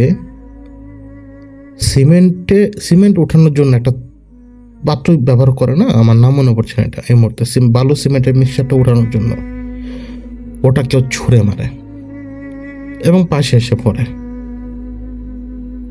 আমি এই ছেলেটাকে অনেক কষ্টে টেনে হিঁচড়ে সেখান থেকে নিয়ে আসি বাইরে, যে জায়গাটা গাড়ি ছিল মুয়াজ্জেম সাহেবের গাড়ি, এবং যে ব্যক্তি আমাকে নিয়ে এসেছিল সে ছিল মুয়াজ্জেম সাহেবের নতুন ড্রাইভার। এবার ড্রাইভার কেন পালিয়েছিল সেটা বলি। ড্রাইভার যখন দেখলো যে আমি দোতলায় এদিক ওদিক ঘোরাফেরা করছি, তো ড্রাইভার আমাকে ডাক দিয়েছিল। ড্রাইভার যখন আমাকে ডাক দেয়, ড্রাইভার দেখতে পায় কি আরো উপরের কয়েকটা ফ্লোর উপরে ঠিক সেই ঘর দিয়ে কে জন্য এমনভাবে বাইরে বেরিয়ে আসলো যে না কেউ তার গলায় ফাঁসি দিয়েছে, এবং ওই ফাঁসির দড়িটা সহ সে বাইরে এসে মানে ঝুলে যায়, এবং ডেড বডিটা ঝুলতে থাকে বাতাসের মধ্যে। ওই সিঁড়ি ঘরে যেরকম জানলা দেওয়ার জন্য একটু জায়গা থাকে না, ওই রকম জায়গা থেকে একটা বডি এসে পড়ে। তো ওই লোক দেখলো যে দোতলায় আমি এদিক ওদিক ঘোরাফেরা করছি, আর উপরে একটা ডেড বডি চলে আছে আরো এক দুই তালো পরে। তো এই ডেড বডি দেখার পরে সে যখন চিৎকার করে বলছিল যে ভাই দেখেন লাশ আপনার মাথার উপরে ফ্লোরের লাশ, তার কথা আমার কানে এসে পৌঁছায় নাই। এবং সে যখন দেখলো যে তার কথা আমার কানে এসে পৌঁছায় নাই, উল্টা আমি নাকি তাকে মানে ভেঙচি কেটেছি, বিশ্রীভাবে ভেঙচি কেটেছি। তো ভেঙচি কাটার পরে সে দেখতে পায় নিচতলা ফ্লোর থেকে একটা লোক উঠে আসছে, দেখতে পাগলের মতো, জটাধারী, উলঙ্গ, এবং তার হাতে শাবলের মতো কিছু। তো তখনই ড্রাইভার সেখান থেকে দৌড় দিয়ে গাড়ির কাছে যে ওই মজেম সাহেবকে ফোন দিতে শুরু করে। মজেম সাহেবও জানার পরে মানে ব্যস্ত হয়ে ওঠেন, মানে কি ঘটনা কি উনি তো বুঝতে পারছেন না, আমাকে কেউ ফোনও পাচ্ছে না। তো এটা ছিল কিন্তু ড্রাইভারের ঘটনা। আমি মজেম সাহেবের ছেলেটাকে নিয়ে অনেক কষ্টে ফিরে আসি। ছেলেটার গায়ে কাপড় ছিল না, নিজে ব্যবস্থা করে ছেলেটাকে ঢেকে রেখেছিলাম। রাস্তাঘাটে একবার পুলিশ ধরলো আমাদেরকে, খুব বিশ্রী একটা ঝামেলা হয়ে যায়, কারণ ছেলে তো উলঙ্গ এবং সেন্সলেস। তো ওই দিন ভোর পর্যন্ত থানায় বসে থাকতে হয়। মহাজম সাহেব আসে, সে তার লোকজন নিয়ে আসে, অনেক ফিরিস্তি, অনেক কিছুর পর আল্লাহর রহমতে ছেলেটার আবার হুশও আসে মাগরিবের এশার আজানের পরে। তো সারা রাত আমাকে থানায় বসে থাকতে হয় ওই ছেলের হুশ আসার আগ পর্যন্ত। এবং পুলিশের ব্যবহার কিন্তু ভালো হয় না। পুলিশ যদি এরকম কিছু পায় তাহলে ব্যবহার ভালো করে না, কিন্তু আমি কিভাবে যেন ঠান্ডা ছিলাম, এটা আলাদাই ইচ্ছা। তো এরপর মহাজম সাহেবের ছেলে ঠিক হইতে আরো প্রায় 3-4 মাসের মতো সময় লাগে। এই 3-4 মাসের মধ্যে মহাজম সাহেব প্রত্যেকদিন রাতে খুব বিশ্রী বিশ্রী স্বপ্ন দেখত, খুবই বিশ্রী স্বপ্ন। উনি দেখতে পেতেন স্বপ্নের মধ্যে একটা মহিলা নিজের মানে নিজের শরীরের মাংস নিজে তোলার চেষ্টা করছে খুঁটিয়ে খুঁটিয়ে। একটা ছেলে মানে অন্তঃসত্ত্বা ছাগল বলি দিচ্ছে। আবার মহাজম সাহেব নিজেই নিজের সন্তানকে বলি দিচ্ছেন। ওই কাপালিকের জায়গায় নিজে, কাপালিকের যে ছুরিটা থাকে সেই ছুরি হাতে নিজে দাঁড়িয়ে আছেন এবং নিজের ছেলের গলা চালিয়ে দেওয়ার জন্য তুলেছেন শূন্যে। এইরকম স্বপ্ন দেখতে দেখতে দেখতে উনি পাগল প্রায় হয়ে গেছেন। তখন আমি ওনাকে বললাম যে দেখুন, একটু ভেবে চিন্তে দেখুন, আমি তো চেষ্টা করছি, বালা মুসিবতের তো কোনো ঠিক ঠিকানা নেই। যদি পারেন জমিটা বিক্রি করে দেন, আর না হলে এটা ছেড়ে দেন। তো ভদ্রলোক নাছরবান্দা। কেন নাছরবান্দা? কারণ তার টাকা ইনভেস্ট এই জায়গায়, আর এটা তো সত্যি কথা, তার তো কোনো দোষ নেই। এখন এইখানে যদি মাটি যদি রক্ত চায়, তো উনি আমাকে এভাবে বুঝালো যদি কোনো রক্ত টক্ত লাগে, উনি আমাকে ইনডাইরেক্টলি বুঝালো আর কি, যদি কোনো রকম রিচুয়াল করা লাগে ঠান্ডা করার জন্য, মানে সেটা মানে বৈধ হবে না অবৈধ হবে, তখন তাকে আমি আর ওই দিনের পর থেকে তার সাথে আমার কোনো রকম যোগাযোগ রাখিনি। এবং এই মুহূর্তে যদি তিনি শুনে থাকতে পারেন, তাহলে উনি এই মুহূর্তে জানতে পারবেন যে উনি যখন আমাকে বলেছিল যে অন্য কোনো রিচুয়াল করে কি এটা সমাধান করা সম্ভব কিনা, তখন আমি মুখের উপর ওনার ফোনটা কেটে দিয়েছিলাম। কেন? যদি উনি আজকে শুনে থাকে তাহলে উনি বুঝতে পারবে যে আমি আর সবার মতো বিক্রি হওয়ার মতো লোক না। অনেক সময় হয় কি যে এরকম ঝুঁকিগুলো নেই। প্রশ্ন আসতে পারে আপনাদের, ঝুঁকিটা কেন নেই? ওটা আমি নিজেও জানি না কেন নেই। একজন ডাক্তার যখন তার মুমূর্ষ রোগীকে ট্রিট করে, মানে ট্রিটমেন্টের মধ্যে রাখে, অপারেশন করে বা তার চিকিৎসা করে বা তার ড্রেসিং করে, সেই রোগীটা খুনি নাকি বেশ্যা নাকি সুদখোর মানে কি, সেইটা তখন আর ডাক্তারের কাছে ম্যাটার করে না। ডাক্তারের কাছে তখন ম্যাটার করে কি, এটা আমার রোগী আর আমার কাজ হচ্ছে তার সেবা করা, তাকে সুস্থ করা। তা আমিও জানি না আমি কেন এরকম রিস্ক নিতাম। এখন তো আর সেই দিন নেই আমার। আশা করি আপনাদের ভালো লেগেছে। আর যে আমলটা আমি করতাম, এই আমলটা হচ্ছে যে সূরা বাকারার প্রথম 5 আয়াত। তো এই আমলটাই আর কি ওইভাবে করতে হয়, একেবারে এক বসায়, এবং এটা নিয়তের উপর নির্ভর করে যে আপনি কেন আমলটা করছেন। আপনারা সবাই ভালো থাকবেন, সুস্থ থাকবেন। অতিরিক্ত কথা বলার অভ্যাস আমার নেই, আর আমি শোম্যানশিপ দেখাতেও পারি না। আমাদের কাছে আপনাদের কাছে ঘটনা থাকলে আমাদেরকে কাছে পাঠাবেন, আমাদের মেল অ্যাড্রেসে পাঠাবেন। আপনারা সবাই ভালো থাকবেন, সুস্থ থাকবেন। আল্লাহ হাফেজ।